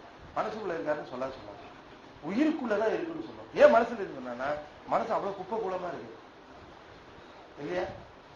அவ்வளவு குப்பையும் கூடவுமா இருக்குதுல்ல. அதுல அவர் கொண்டியா இடம், அதுக்கு அவர் கொண்டியா இடம் அதுல இல்லையா? ஒரு வீட்டுல பூஜை அறையும் இருக்கும், பக்கத்திலேயே டைனிங் ரூம் இருக்கும், கிச்சனும் இருக்கும், ஹாலும் இருக்கும், அப்புறம் இருக்கும், எல்லாம் தானே இருக்கும்.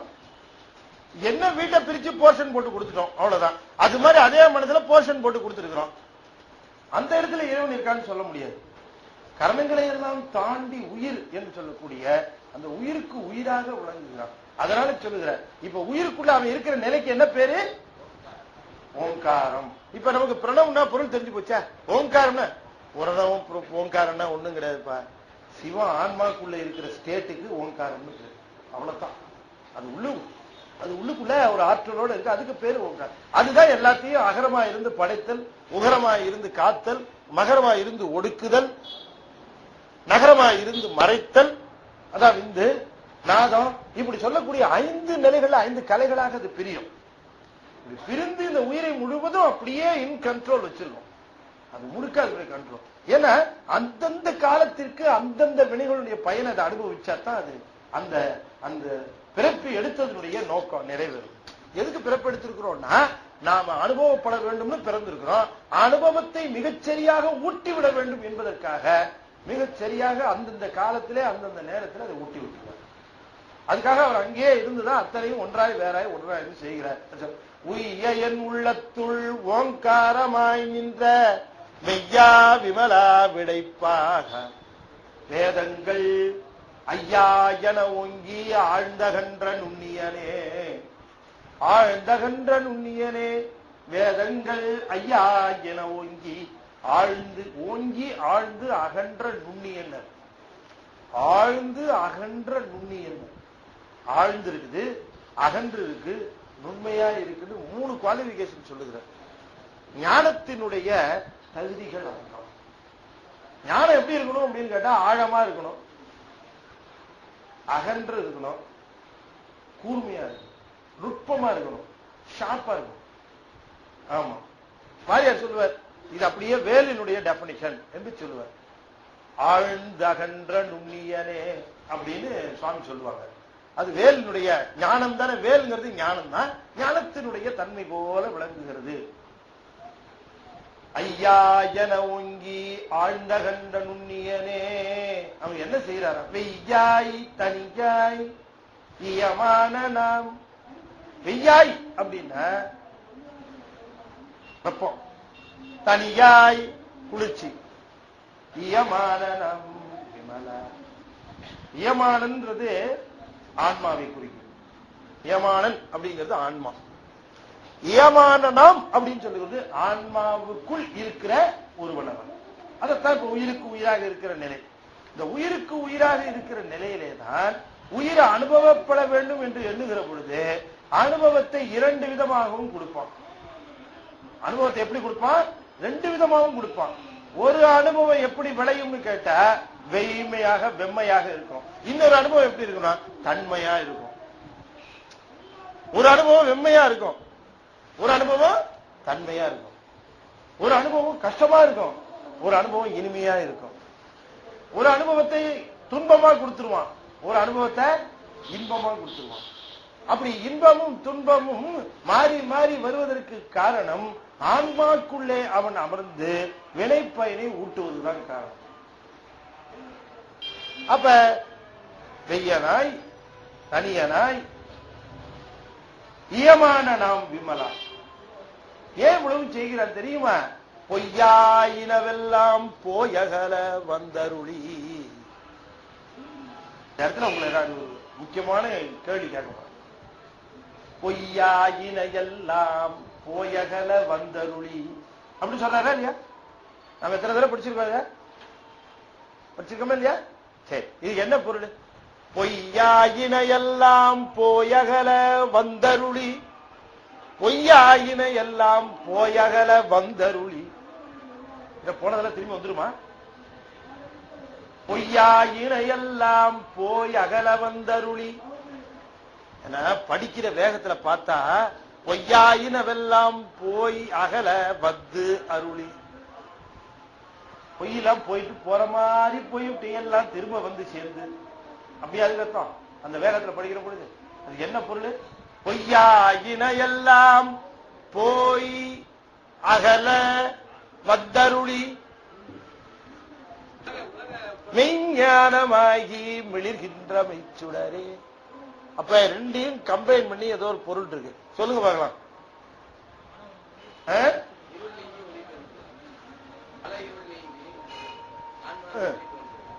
இருள் நீங்கி ஒளி தோன்று. இருள் நீங்கி ஒளி தோன்றுவது. நான் கேட்கிற கேள்வி ஒன்னே ஒண்ணுதான். இப்ப நீங்க புடிச்சிட்டீங்க. இப்ப இருள் நீங்கி ஒளி தோன்றுது.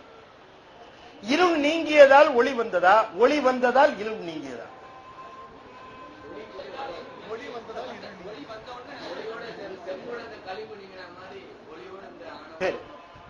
அப்ப நீங்க சொல்றபடி பார்த்தா ஒளி வந்ததுனால இருள் நீங்கிடுச்சு. இதை மாத்திக்க மாட்டீங்களா? இதை மாத்திக்க மாட்டீங்களா இல்லையா?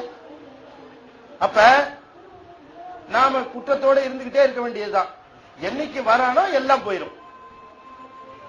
நாம எந்த முயற்சியும் எடுக்க வேண்டாம், குற்றத்தோடயே இருக்கலாம். இருள் பாட்டுக்கு இருந்துகிட்டே இருக்க வேண்டியதுதான். ஒளி வந்தா தானே இருள் போகும். அதனால ஒளி வந்தவொடனே இருள் எல்லாம் போயிடும். அதனால நம்ம என்னென்ன தப்பு உண்டோ அத்தனை பண்ணிக்கிட்டே இருப்போம். அவன் வந்துட்டானா எல்லாம் போயிடும். அப்படின்னு செய்யலாமா? இப்ப நமக்கு குற்றங்கள் இருக்கா இல்லையா? குற்றங்கள் இருக்கு. இவ கேள்வியே இதுதான். தெளிவா சொன்னா நமக்கு இப்ப கடவுள் கான்செப்ட் நம்மளை போட்டு இந்த கடவுள் இல்லைன்னு சொல்லுகிறவங்க நம்மளை மடக்கிற இடமே இதுதான். நம்மளை மடக்கிற இடம் இது எதுன்னு கேட்டா இந்த இடத்துலதான் மடக்கிறோம்.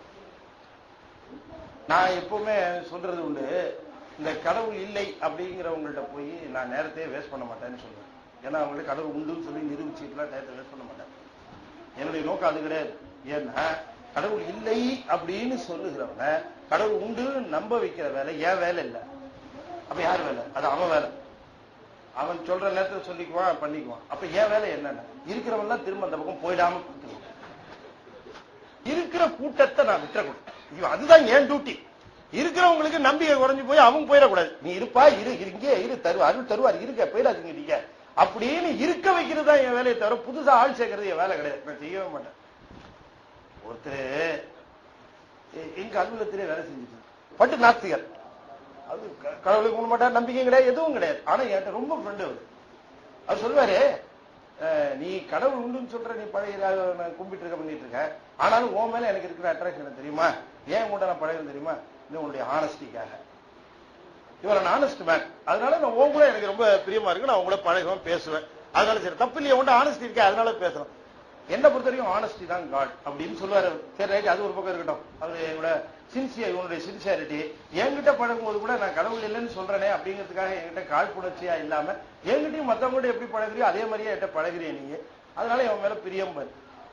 ஆனா அடிக்கடி சொல்லுவாரு, கடவுளை பத்தி ஏதாவது கமெண்ட் அடிப்பாரு. அதுபடி ஒரு நாள் அவர்கிட்ட கேட்டேன், சரி கடவுள் இல்லைன்னு சொல்றேன், நான் கேட்கிற ஒரே ஒரு கேள்விக்கு மட்டும் நீ பதில் சொல்லு, நீ அறிவை நம்புறியா இல்லையான்னு கேட்டேன். அறிவை நம்புறேன்னாரு. என்ன பொறுத்த வரைக்கும் அறிவுதான் கடவுள். சரி நான் கேட்கிறேன், இப்ப இந்த உடம்புல இருக்கிற இது, இந்த உடம்புல என்னென்ன கருவிகள்லாம் இருக்கு அப்படின்னு, கை காலு எல்லாம் இருக்கு, உடம்பெல்லாம் இருக்குன்னு. சரி உடம்பெல்லாம் இதெல்லாம் எதனால ஆனது அப்படின்னு, எல்லாம் மண்ணு நீர் தீ அப்படி போல எல்லாம் ஆனது. அப்ப இயற்கையிலேயும் இந்த மண்ணு நீர் தீ எல்லாம் வெளியிலயும் இருக்கு இல்லையா? ஆமா வெளியில இருக்குன்னாரு. இப்ப வெளியில இருக்கிற பஞ்சபூதங்கள் தான் இந்த உடம்பா இருக்குங்கிறது நீ ஒத்துக்கிறியா? ஆமா அதை நான் ஒத்துக்கிறேன். அது கண்ணால பார்க்கக்கூடியது. மண்ணு தான் தசையாச்சு, நீர் தான் குருதியாச்சு, தீ தான் அடுப்பு, இங்க காற்று, ஆகவே ரைட்டு, அஞ்சும் தான் இந்த உடம்பு. அப்ப இந்த உடம்பு இருக்குத, இந்த உடம்புங்கிறது பிண்டம், அது அண்டம். பிண்டத்தில் இருக்கிறதெல்லாம் அண்டத்தில் இருக்கு, அண்டத்தில் இருக்கிறதெல்லாம் பிண்டத்தில் இருக்கு. என்ன வித்தியாசம் கேட்டா, இது ஸ்மால் மினியேச்சர் சைஸ்ல இருக்கு, அது ஜெயண்ட் சைஸ்ல இருக்கு. இது மினியேச்சர் சைஸ்ல இருக்கு, அது பெரிய அளவுல இருக்குது. அண்டம் ரொம்ப பெருசு, அளவிடப்பட முடியாத அளவுல இருக்குது. இது அளக்கக்கூடிய அளவுல இருக்குது. என்ன வெயிட் நம்ம அளந்துள்ளா இல்ல, இது எவ்வளவு நீர் குவான்டிட்டி, எவ்வளவு தசை குவான்டிட்டி, எவ்வளவு நெருப்புக்கு வந்து அளக்கலாம். இது இருக்குது. ஆனா அண்டத்தில் இருக்கிறத அளக்க முடியாது. ஆனாலும் கூட ரெண்டும் ஒண்ணுதான். அது அளக்க முடியாத நிலையில இருக்கு, இது அளக்கக்கூடிய நிலை. சரி, இப்படி அளக்கக்கூடிய நிலையில இருக்கிற இந்த பஞ்சபூதத்திலான உடம்ப உள்ள இயக்கிறது ஒரு அறிவு தானே இயக்க முடியும் அப்படின்னு. ஆமா, அந்த அறிவு தான் இயக்குகிறது. கையை தூக்கு, காலை தூக்கு, இப்படி சிந்தி, அப்படி உட்காரு, அப்படி எழுந்திரி, இதெல்லாம் இயக்குறது எது? அறிவு. அப்ப அண்டத்தில் உள்ளதுதான் பிண்டத்தில் இருக்கு, பிண்டத்தில் உள்ளதுதான் அண்டதுன்னா இந்த பஞ்சபூதங்களா இருக்கக்கூடிய ஜடத்தை இயக்கிறதுக்கு எப்படி உள்ள ஒரு அறிவு இருக்குதோ அது போல மினியேச்சர் சைஸ்ல சிறிய அளவுல இருக்கிற இந்த பஞ்சபூதத்தை இயக்கிறதுக்கு உள்ள ஒரு சின்ன அறிவு இருப்பது போல வெளிய பஞ்சபூதமாக இருக்கக்கூடிய அந்த அண்டத்தில் இருக்கக்கூடிய 5 பூதங்களை இயக்கக்கூடிய ஒரு பேரறிவு இருந்துதானே தீரணும். அந்த பேரறிவு தான் நாங்க கடவுளுங்கிறோம். அன்னையிலிருந்து என்கிட்ட அவர் கடவுள் இல்லைன்னு வாதம் பண்றது என்கிட்ட. இது சயின்டிபிக்கா இது ஒத்துக்கிறியா இல்லையா? இது நீ கன்வின்ஸ் ஆகலன்னு சொல்லு, நான் அப்புறம் மேல பேசலாம். போயிட்டார், ஒண்ணுமே சொல்ல போயிட்டார். ஏன் போனார்னா சிந்திக்கிறதுக்காக போயிட்டார். சரி யோசனை பார்க்கலாம். இது ஒரு கான்செப்ட் சரியா இருக்கும். ஆமா, அது ஒரு அறிவுடை பொருள் தானே, இதை இயக்கணும். இப்ப இந்த பஞ்சபூதமும் ஜடம் தானே, இது உள்ள ஒரு அறிவு இயக்கிக்கிட்டு இருக்குன்னு சொல்லுகிற பொழுது நாம இன்னும் ஆழமா போய் அந்த அறிவையே உள்ளுக்குள்ள சிவம் இயக்கி கொண்டிருக்குன்னு நாம சொல்லுகிறோம். வேணாயா நீ அதுவே இயக்கிட்டு இருக்குன்னு வச்சுக்க, வெளியில இருக்கிற பஞ்சபூதத்தை இயக்கிறதுக்கு ஒரு பேரறிவு தேவைப்படுதுல, அந்த பேரறிவு எதுன்னு சொல்லு. அதுதான். அதனால சுவாமி ரொம்ப அற்புதமா இதை சொல்லுகிறார். பொய்யாயினவெல்லாம் பொய் ஆயின எல்லாம் போயகல வந்தருளி மெய்ஞானமாகி மிளிர்கின்ற மெய்ச்சுடரே அப்படின்னா. இப்ப நமக்கு என்ன தெரியணும் அப்படின்னு கேட்டா, நாம தெரிந்து கொள்ள வேண்டியது ஒரு முக்கியமான கருத்து தெரியுது. என்ன அப்படின்னு கேட்டா, இப்ப நாம கடவுளை நாம வணங்குகிற அந்த முறை இருக்க, வழிபடுகிற முறை இருக்க, இந்த கடவுளுடைய அருள் என்கிற ஒன்று இருக்க, அதை நாம் பெறுவதற்கு முதல்ல நம்ம கிட்ட இருக்க குற்றங்களை எல்லாம் நீக்கிக்கணுமா, இல்ல கடவுளை வழிபட்டுக்கிட்டு இருக்கும் போது குற்றங்கள் நீங்குமா? இன்னும் சொல்ல போன இந்த உலகத்து மேல இருக்கிற ஆசை, உலகத்து மேல இருக்கிற பற்று, உலகத்தில் அடைய வேண்டிய அந்த போகங்கள், இவற்று மேல நமக்கு ஆர்வம் இருக்கும் போதே கடவுளை வழிபடலாமா, இல்ல இவற்றையெல்லாம் விட்டதுக்கு அப்புறம் தான் அவனை வழிபடணுமா, இல்ல அவனை வழிபட ஆரம்பிச்சவன இதெல்லாம் விடுபட்டுருமா? இதுதான் என்னுடைய கேள்வி. இப்ப பாருங்க, இந்த அடிப்படையில இந்த வரிய பாருங்க. பொய்யாயினவெல்லாம் போயகல வந்தருளி, என்ன சொல்றாரு? மெய்ஞானமாகி மிளிர்கின்ற மெய்ச்சுடரே. அப்ப நமக்கு ஒரு விஷயம் தெளிவா தெரியுது.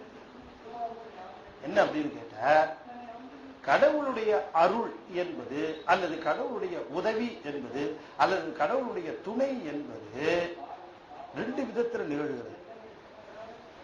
ஒரு விதத்துல உடம்போடு கூடி உடம்போடு வினைவயப்படுகிற பொழுது ஆன்மாவாக வேண்டிக் கொள்ளுகிற உதவிகளை செய்வது.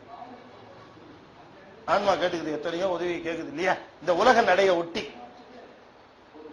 உலக நடைய ஒட்டி, சாமி என் பையன் படிச்சுட்டான், வேலையில்லாம தவிக்கிறான், நல்ல வேலை வாங்கி கொடுத்தனாதான் சரிப்படும், குடும்பமே அதை நம்பி இருக்கு, எப்படியாவது எங்களுக்கு ஒரு வேலையை வாங்கி கொடு, இந்த குடும்பம் விருத்தி ஆயிடும் அப்படின்னு நம்ம ஒரு கோரிக்கை வைக்கிறோம்னு வச்சுங்க.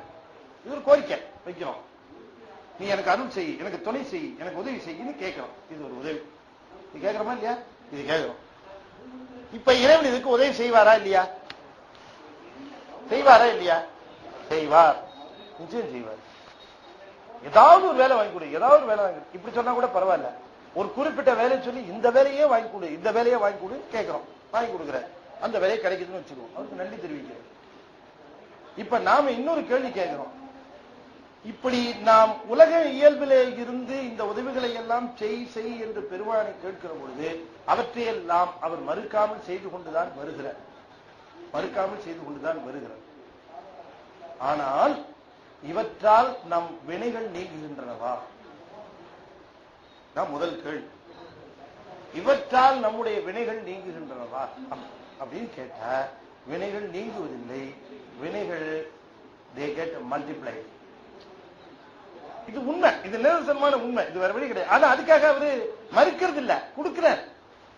ஆனால் வேண்டத்தக்கது அறிவோய் நீ, வேண்ட முழுதும் அறிவோய்.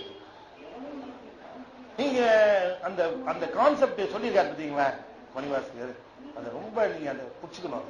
சொல்லிக்க, வேண்டத்தக்கது அப்படின்னா ரொம்ப பேர் எனக்கு என்ன வேணும்னு உனக்கு நல்லா தெரியும், அதை வேண்டுனா நீ கொடுத்துருவ அப்படின்னு பொருள் சொன்னா மாணிக்க வாசகரை நம்ம சரியா புரிஞ்சுக்கலன்னு அர்த்தம். அந்த மாதிரி பொருள் சொல்லவே கூடாது. வேண்டத்தக்கது அறிவோய் நீல, எனக்கு என்னென்னலாம் வேணும் உனக்கு தெரியும், அதெல்லாம் நீ எனக்கு கொடுத்துரு அப்படின்னா மணிவாசகர் இப்படி பாடி இருப்பாரா?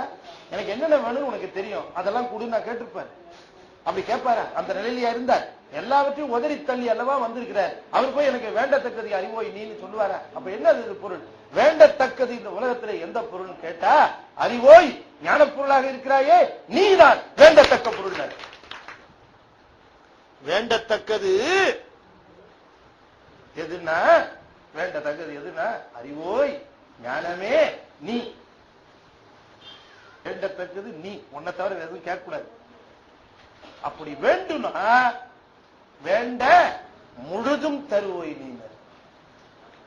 அப்படி வேண்டுனா தன்னை முழுமையா தரும். முழுமையா தரது எதா தர முடியும்? உலக நிலைய முழுமையா தர முடியுமா? இல்ல. முழுதும் தருவோய்னா தன்னை முழுமையாக தருவான் அவனை கேட்டோம்னா. அப்ப அது ஒண்ணுதான் முழுமை, மித்ததெல்லாம் சாட்சியம். வேண்ட முழுதும் தருவோய், பூரணமாக இருக்கிற தன்னை தருவாங்க. அப்படி இருக்கிற பொழுது இந்த உலகத்துல நாம இப்ப வாழ்நாள்ல அப்ப என்ன நிகழ்கிறது அப்படின்னு கேட்டா, அப்ப நம்ம எதுவும் கேட்க வேணாமா சார்? அவர்கிட்ட ஒண்ணும் கேட்க கூடாதா? எனக்கு வாழ்க்கையில இக்கட்டு வருகிறது, எனக்கு வாழ்க்கையில சோதனைகள் வருகிறது, எனக்கு வாழ்க்கையில துயரங்கள் வருகிறது, துன்பங்கள் வருகிறது, கேட்கறதா வேண்டாமா? அதை கிளியரா சொல்லுங்க நீங்க. இப்ப நமக்கு we want an answer. எனக்கு பிரச்சனை, நிக்கிறதா வேணாமா அவர்கிட்ட? பரம்பொருளே கேட்டு பெற்றோம்னா துன்பம் எங்க வரப்போகுது? பரம்பரை அதுதான். இப்ப நம்ம அது ஏதாவது ஒரு முடிவுக்கு வரணும். நீங்க வந்துட்டீங்க டக்குன்னு ஒரு முடிவுக்கு, நீங்க ஒரு முடிவுக்கு வந்துட்டீங்க. பொது நிலையில எப்படி, பொது நிலையில எப்படி கேட்கறது அப்படிங்கிற பொழுதுதான் ஒரு செய்தியை சொல்லித்தர. என்ன அப்படி சொல்றாருன்னா, நீ இந்த உலக நடையில வாழ்ந்து கொண்டு இருக்கிற இந்த அமைப்பு முறை நீ ஏற்படுத்திக்கல, நீ ஏற்படுத்திக்கல, அவன் தான் ஏற்படுத்தி கொடுத்தான். அவன் ஏற்படுத்தி கொடுத்த இந்த முறையில நாம இயங்கிக் கொண்டு இருக்கிறோம் என்கிற பிரஜை முதல்ல உனக்கு வரணும். இதை நான் ஏற்பாடு பண்ணிக்கிட்டேங்கிற பிரஜை தன்முனைப்பு நீங்கணும். நான் இப்ப எப்படி இருக்கிறனோ அதுக்கு காரணம் இப்படி இருக்கணும்னு அவன் என்னை நிலைப்படுத்தி இருக்கான். இதுதான் அவன் நினைச்ச ஸ்டேட். இதுல என்னால ஆகக்கூடியது ஒண்ணும் இல்லை. ஆனா இந்த நிலையில நான் என்னென்னலாம் செய்ய வேண்டும் என்று அவன் எதிர்பார்க்கிறானோ அதையெல்லாம் நான் செய்வேன். அப்ப ஒன்னே ஒண்ணு ரொம்ப முக்கியம். என்னன்னு கேட்டா, உங்களுடைய செயல்கள் எதுவாக வேண்டுமானாலும் இருந்து விட்டு போகட்டும் இயல்புல. ஆனால் ஒன்னே ஒண்ணு மட்டும் மாறாமல் வைத்துக் கொள்ள முடியும். என்னன்னு கேட்டா, இச்சை, ஆசை, இச்சை. உங்களுடைய ஞானம் கிரியை என்று சொல்லக்கூடிய 3 சக்தி நமக்கு இருக்கு. இச்சை, ஞானம், கிரியை. இந்த 3ல இச்சையை மட்டும் சிவன் மேல வைத்து முடிக்கிறது. எனக்கு சிவனுடைய திருவருளை பெற வேண்டும், சிவனை பெற வேண்டும், அதுதான் என்னுடைய இச்சை. அதுல எந்த விதமான மாறுபாடும் கிடையாது. அப்படி இச்சையிலே நாம் இருந்தால் ஒரு நாள் வருவான். எப்படி? பொய்யாயினவெல்லாம் போய் அகல வந்தருளி. அப்ப பொய்யாயினவெல்லாம் என்கிட்ட இருந்திருக்கும், நான் இல்லைன்னு சொல்லல. ஆனா என்னுடைய இச்சை முழுவதும் அவன் மேலதான் இருந்தது. இச்சையை தூய்மைப்படுத்திட்டேன். இப்ப அதுல எந்த விதமான ஆசை, மற்ற ஆசைகளுக்கு நான் இடம் கொடுக்கல. இச்சையை தூய்மை பண்ண. ஆனா உலக வாழ்வுல ஞானத்தையும் கிரியையும் தூய்மை பண்றது கடினம். அதனால இச்சை என்று ஒன்றை தூய்மைப்படுத்துவது மட்டும்தான் உங்க கையில இருக்கு. ஞானத்தையும் கிரியையும் தூய்மை பண்றது அவன் வேலை, அவன் செஞ்சிருவாங்க. ஆனா நீங்க இச்சையை தூய்மைப்படுத்திட்டீங்க, அவனை தான் கேட்கறீங்க, அவனை தான் விரும்புறீங்கிறத யார் போய் அவர்கிட்ட சொல்லுவாங்க? உன்னைத்தான் சுவாமி விரும்புறான், உன்னைத்தான் விழுன்னு கேட்கிறான் அப்படின்னு போய் அவர்கிட்ட யார் சொல்லுவாங்க? யார் சொல்லணும்? எதுக்கு சொல்லணும்? அவன் தான் உள்ளேயே இருக்கிறான, அவனை ஏமாத்த முடியுமா? உள்ளேயே இருக்கிறவன அகத்துரு நோய்க்கு உள்ளினர் என்று அதனை சகத்தவரும் காண்பருவதான். உள்ளே இருக்கிறவனுக்கு உள்ளே நாம என்ன நினைக்கிறோங்கிறத நாம நினைக்கிறதுக்கு முன்னாடியே தெரிஞ்சுக்கிறவனாச்சவன். நம்முடைய எண்ணத்தை அறிகின்றவன். எண்ணத்துக்கு பிறகுதானே அறிவு செயல் அல்ல. அறிவு செயலுக்கு வித்தாக இருப்பதே எண்ணம் தானே. இந்த எண்ணம் தோன்றுகிற பொழுதே அவனுக்கு தெரிஞ்சு இவன் உண்மையிலேயே விரும்புறாயா அப்படிங்கிறது அவருக்கு தெரிஞ்சு போகும். இவன் உண்மையிலேயே என்னை விரும்புகிறான். அப்ப ஆன்மாவினுடைய அந்த ஆத்மார்த்தமான இச்சை சிவத்துக்கு யாரும் சொல்ல வேண்டிய அவசியமே இல்லை. சன்னதியில 100 பேர் நிக்கிறாங்கன்னு வச்சுக்கோங்களேன். சிவபெருமானுக்கு ஒவ்வொருத்தரும் அவருடைய பக்தி எவ்வளவுங்கிறத அவர்கிட்ட சொல்லணுமா?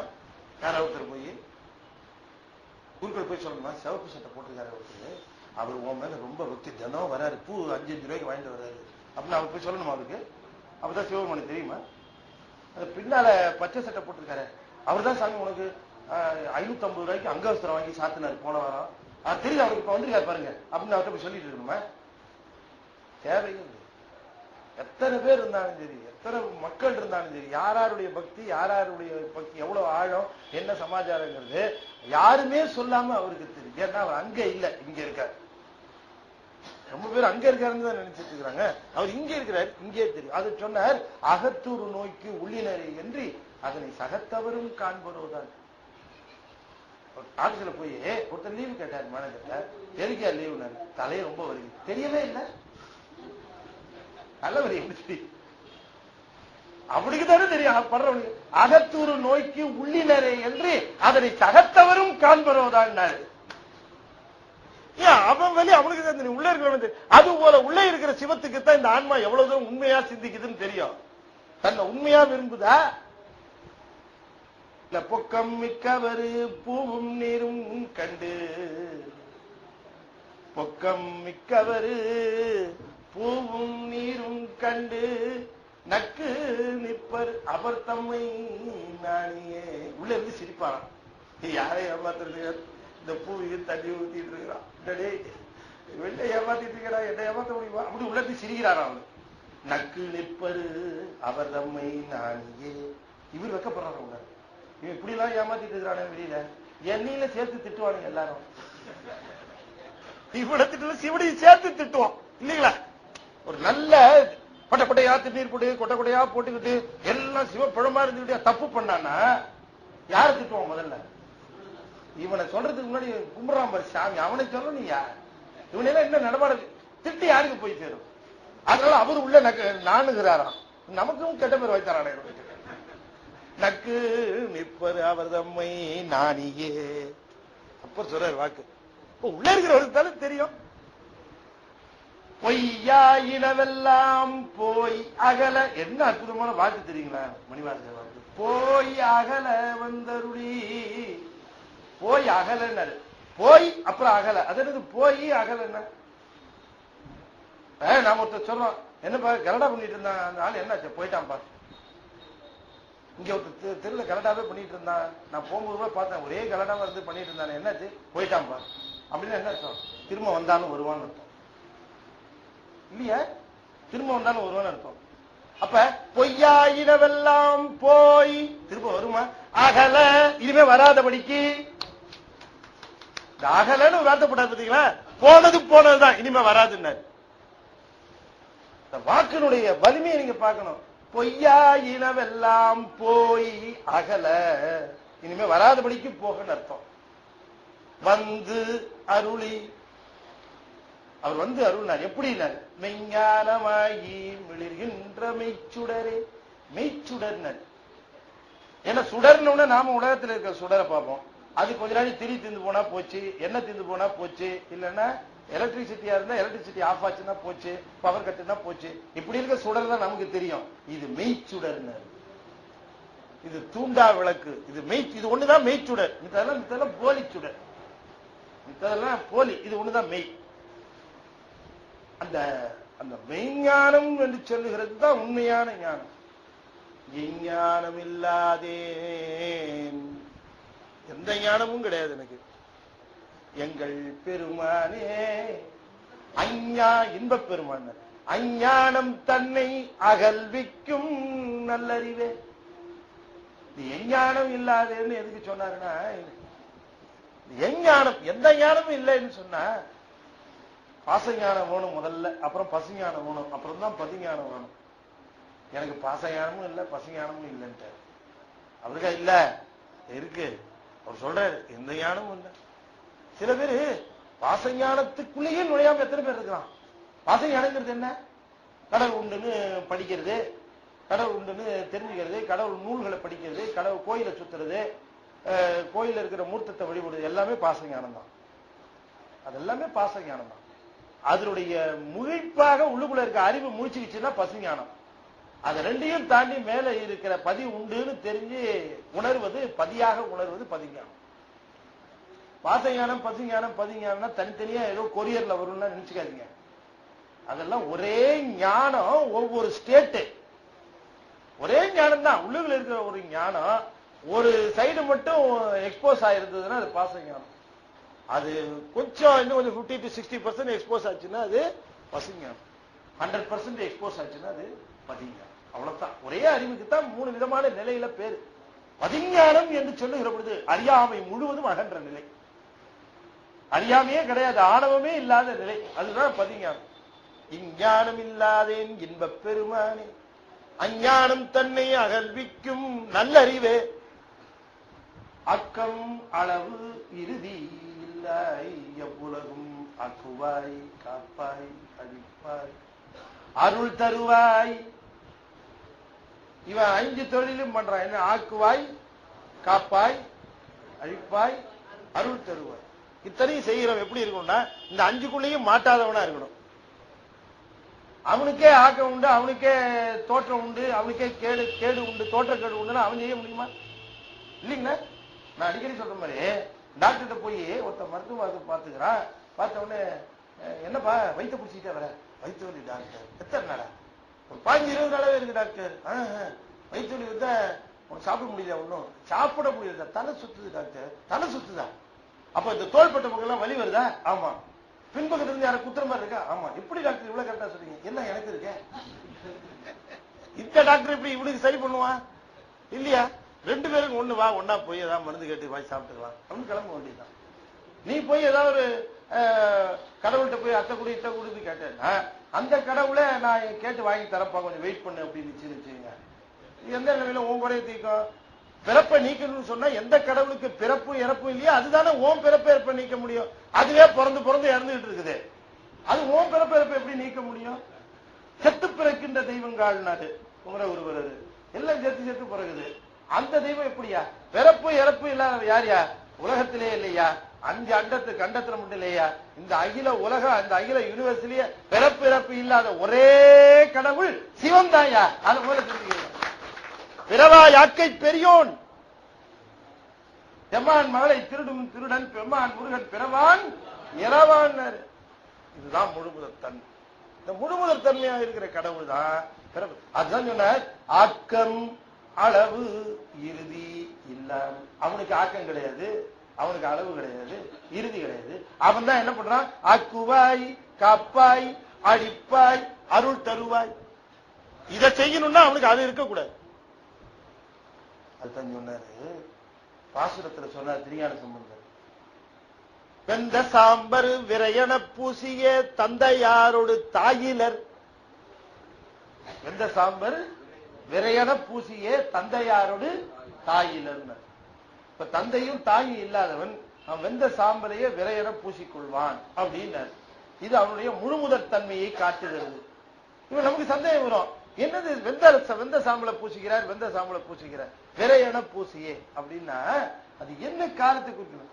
ஊழி காலத்துல சிவபெருமானுடைய திருமேனியில இந்த உலகம் முழுவதும் ஒடுங்குகிறது. அப்படி எல்லாம் ஒடுங்குகிற பொழுது அது வெண்பொடியாக தோன்றுகிறது.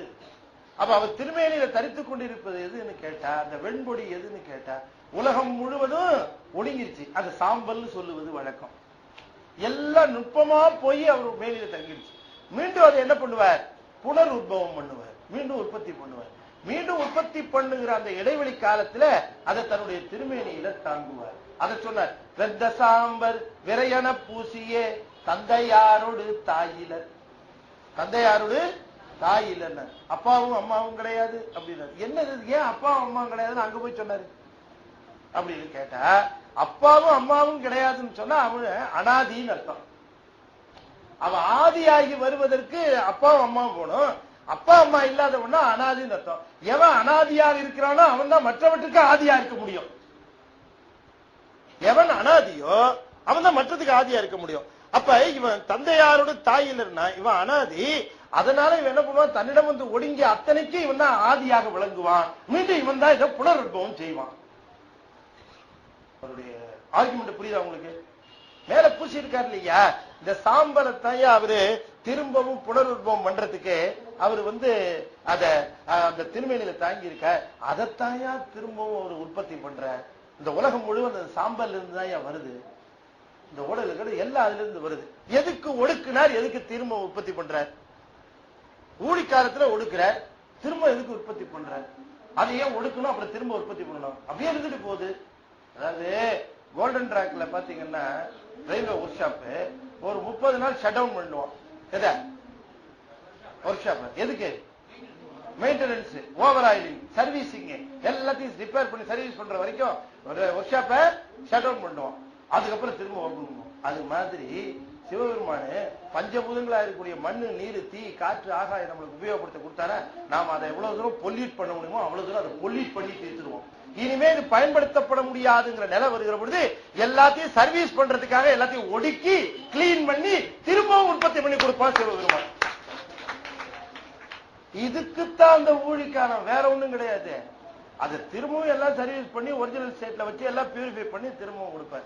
அப்ப இவர் வேணியில ஒடுக்கி இருக்கிற இந்த வெந்த சாம்பல் இருக்கே, இது மீண்டும் உலகங்கள் எல்லாம் தோன்றுவதற்காக அவருடைய திருமேனியில தாங்கி இருக்கக்கூடியது.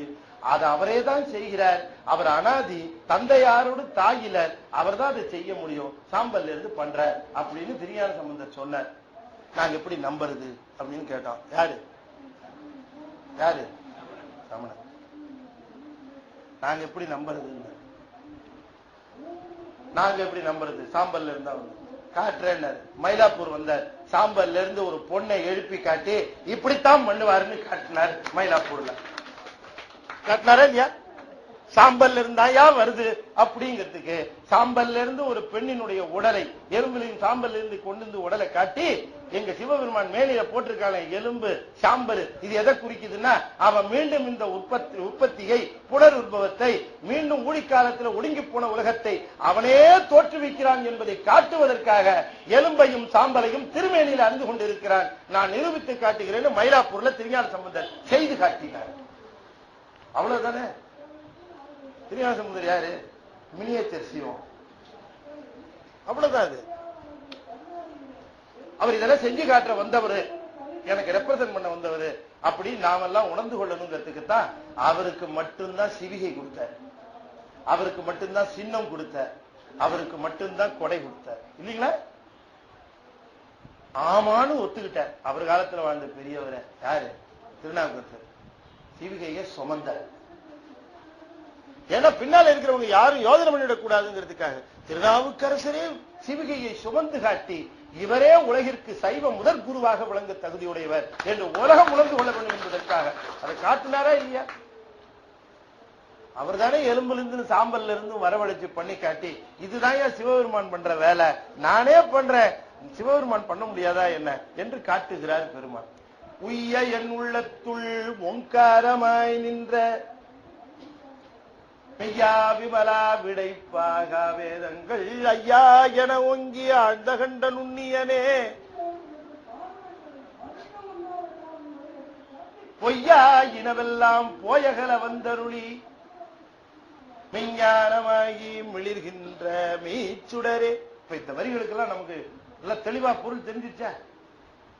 தெளிவா? ஓ, இதுதான் சமாதானம். எஞ்ஞானம் இல்லாதேன் இன்பப் பெருமானே, அஞ்ஞானம் தன்னை அகல்விக்கும் நன்னறிவு ஆக்கம் அளவு பாசஞானம் பசுஞானம் எஞ்ஞானம் இல்லாது அவர் சொல்லுகிறார் எனக்கு. அப்ப நாம முதல்ல கத்துக்க வேண்டிய இந்த பாசஞானம் அதுவே இல்லை. ரொம்ப பேர் இங்கே வராம இருக்கிறானே இல்லையா? இங்க வருதே இல்லையா? என்ன நடக்குது சபையில அப்படின்னு அப்படியே போகும்போது இப்படியே பார்ப்போம், கூட்டமா இருக்கு, பாவம் உங்களுக்குலாம் வேலையே இல்லை அப்படின்னு போவோம். உண்மையில சொல்ற பரிதாபப்பட்ட போவாங்க. ஐயோ பாவம் பாருங்க, இப்படி போய் உட்காந்து என்னவோ தெரியல அப்படின்ட்டு அவன் போய் டிவி ஓபன் பண்ணி இப்படி பார்த்துட்டு இருப்போம். அவங்க போய் ஏதாவது உருப்படியா பண்றானான்னு பார்த்தா அங்க போய் உட்காந்து அவனுக்கு நம்மளை பார்த்தா பரிதாபமா இருக்கும். ஆமா ஆமா, ரொம்ப வருத்தப்படுவான், ரொம்ப வருத்தப்படுவான். நானு ஒரு பஸ்ல வந்துட்டு இருந்தேங்க, நான் நடந்ததை சொல்றேன். ஒரு பஸ்ல வந்துட்டு இருந்தேன், ஒரு என் பக்கத்துல ஒருத்தர் முன் சீட்ல 2 பேர் இருக்காங்க.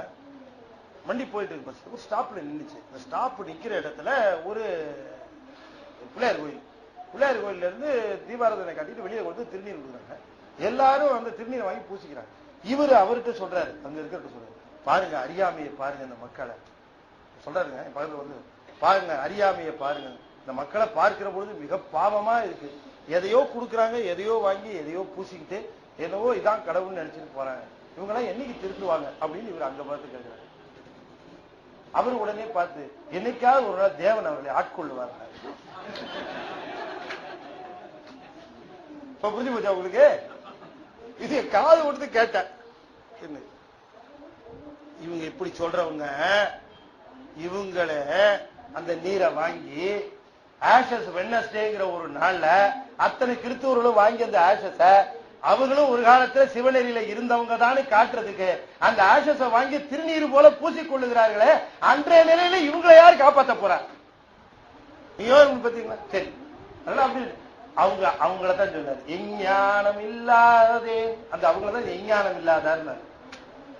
எஞ்ஞானமும் இல்லாதவர்கள் இன்னும் பாசஞானத்துக்கே வரல. பாசஞானம் வந்தா தானே பசுஞானம். பசுஞானம் நாமளாவது வந்துட்டோம். அட்மிஷன் கொடுத்துட்டார், என்னவோ தெரியல, அட்மிஷன் வாங்கிட்டோம். இப்படியாவது அட்மிஷன் வாங்கி இருக்கிறோம்.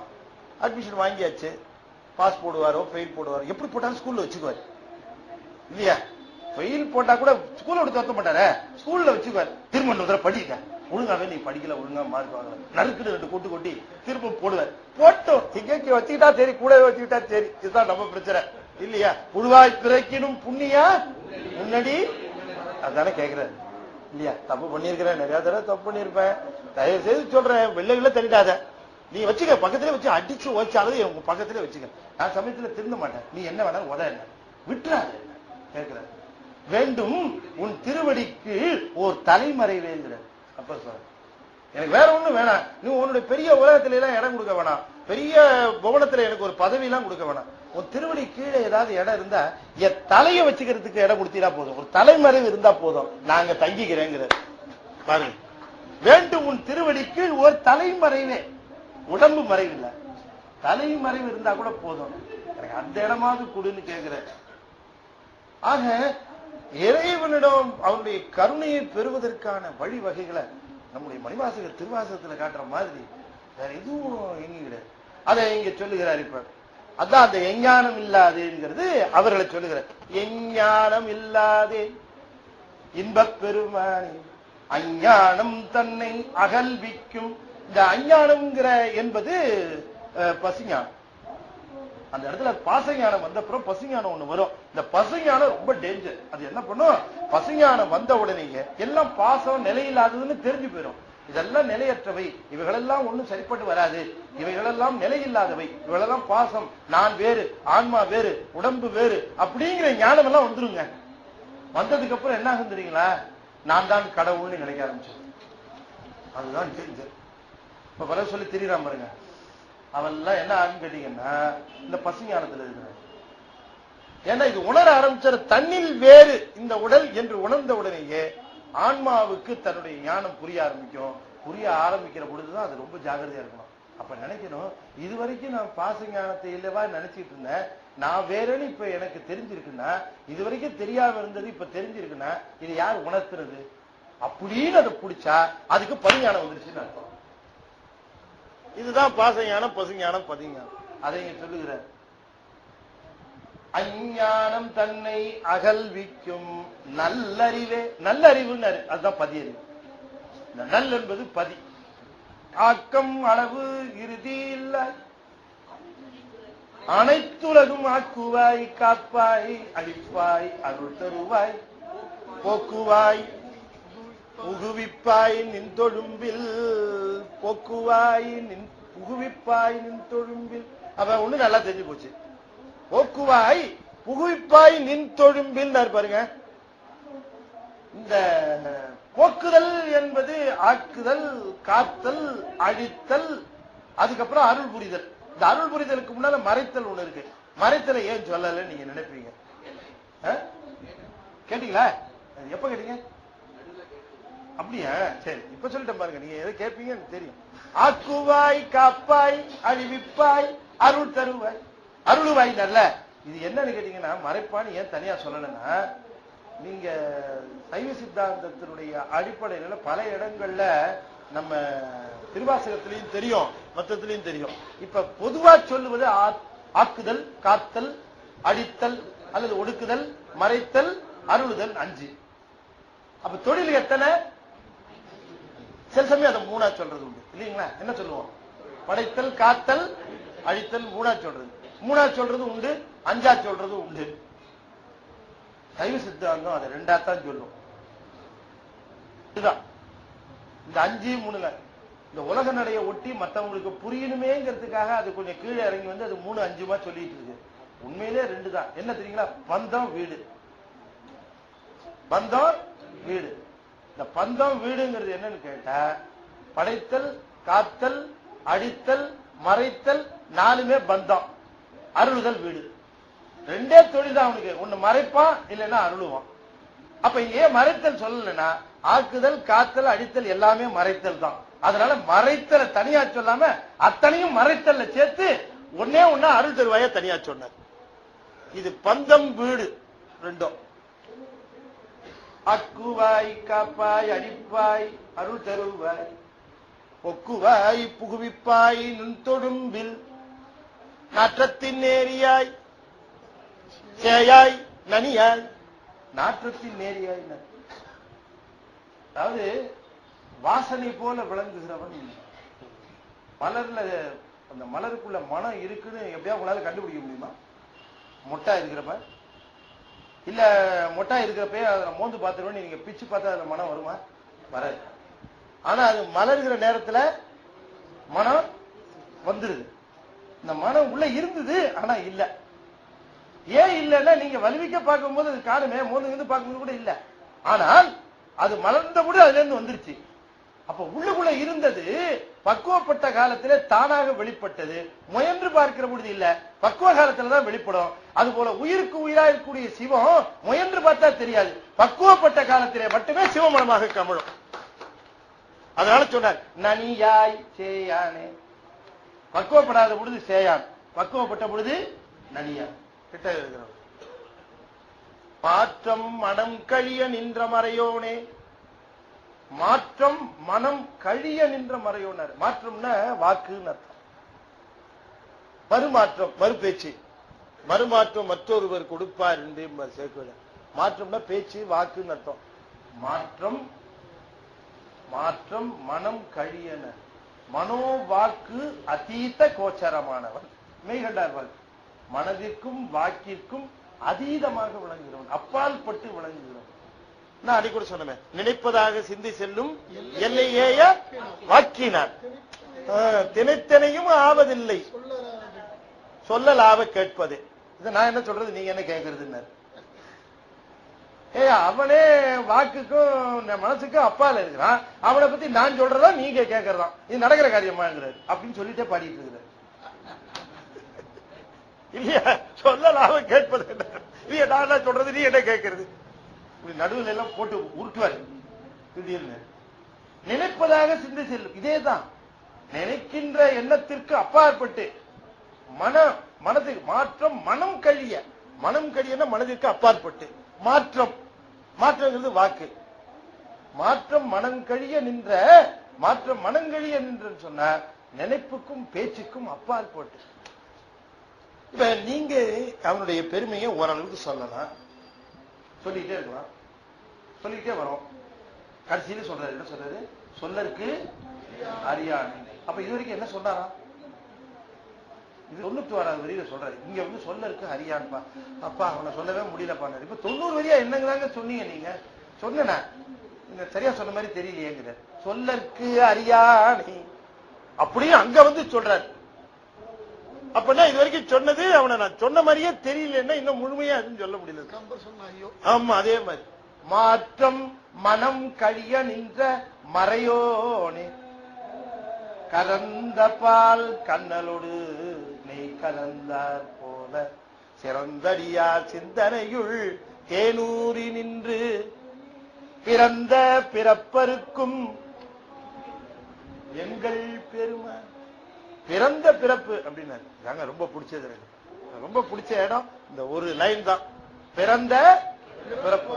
நம்ம அதுதான் வேணும். என்னன்னு கேட்டா பிறந்த பிறப்புனா இப்ப பிறந்துட்டோம் இல்ல, இந்த பிறப்ப இந்த சிவபுராண ஓதி அறுத்துருமா சிவபெருமான் அப்படின்னு உத்தரவாதம் தருகிற வரி இது.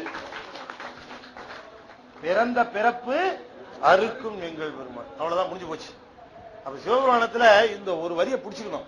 நீ என்ன வேணா சொல்லுவீங்கப்பா, பிறந்த பிறப்பு இருப்பாரா? பிறந்த பிறப்புங்கிறது இப்ப பிறந்துட்ட பிறப்பு, அதுதான் நமக்கு வேணும். பிறந்த பிறப்புன்னாரு, பிறந்த பிறப்பருக்கும் எங்கள் பெருமான். பிறந்த பிறப்புன்னு இதுவரைக்கும் நிறைய பிறப்புகள் இருக்கு, வரப்போற பிறப்புலாம் ஒரே எழுதியிருப்பாங்க, அது சரியே கிடையாது. பிறந்த பிறப்புன்னு ஏன் சொன்னத? பிறந்து விட்ட இந்த பிறப்பு, இப்பிறப்பு, இந்த பிறவி. அன்னை வடிவேலாளர் கூட இதைத்தான் ஒத்துக்கிறார், ஆமான்றார். பிறந்த பிறப்புன்னா எந்த பிறப்பு? அவன் எப்படிப்பட்டவனாரு? கறந்த பால் கண்ணலோடு நெய் கலந்தார் போல சிறந்தடியார் சிந்தனையுள் தேனூரி நின்று. இந்த ஒரு வரியை சொல்லிட்டு, கறந்த பால் கண்ணலோடு, பால்ல கண்ணல்ல சக்கரை, நெய் கலந்தார் போல சிறந்தடியார் சிந்தனையுள் தேனூரி நின்று. நமக்கு ஒரு கேள்வி வருது, அது ரொம்ப கரெக்டா சொல்லிட்டார். கறந்த பால் அப்படின்னாரு. அப்படின்னா பிளாஸ்டிக் பாக்கெட்ல அடைச்ச பால் இல்ல அப்படின்னு. ஃப்ரெஷ் மில்க்ங்கிறார். இந்த கறந்த பால் தான் தூய்மையான பால். எப்படி தெரிஞ்சு வச்சிருக்காரு பாருங்க. 3 நாளைக்கு முன்னாடி கறந்த பாலை கூட பாக்கெட்ல அடிச்சு கொடுப்பான், அவன் அந்த பால் நினைச்சிட போறான். ஏதோ ஒரு கோயில் அது வாங்குறது இல்லைன்னு கேள்வி. திருவான்மூர்ல பிளாஸ்டிக் பாக்கெட் பால் கொடுக்க கூடாது அப்படின்னு சொல்லிட்டாரு. மயிலாப்பூர்ல அப்படித்தானே? மயிலாப்பூர்லயும் கறந்த பால் தான். எல்லாரும் திருவாசக வழிக்கு வந்துட்டு இருக்கிறாங்க. சரி, ரைட், மகிழ்ச்சி. கறந்த பால், கறந்த பால், அப்ப கறந்த பால், கறந்த பால். ஏன் அவ்வளவு ஸ்பெசிபிக்கா சொல்றாரு பாருங்க. பால்னு சொன்ன சிறந்த பால், அதே ரைம் தான் வரும். எங்கேயும் ஒன்னும் மாறவே மாற. சிறந்த பால் கண்ணலோடு தேன். ஒன்னும் தப்பு கிடையாது. காவுக்கு மேல சீ போட்டா ஒன்னும் வராது, குரில் தான் ரெண்டும். கையில் இழக்கிறது படி தப்பு வந்துடாது. ஆனா செஞ்செல்லாம் எனக்கு படுபாவம். கறந்த பால் கண்ணலோடு நெய் கலந்தார் போல. பால் நீங்க எப்படி சாப்பிட்டுருக்கீங்க? நீங்க எப்படி சாப்பிட்டுருக்கீங்க பால்? ஐயாவை கேட்கலாம், நீங்க எப்படி பால் எப்படி சாப்பிட்டுருக்கீங்க? சும்மா சொல்லுங்க.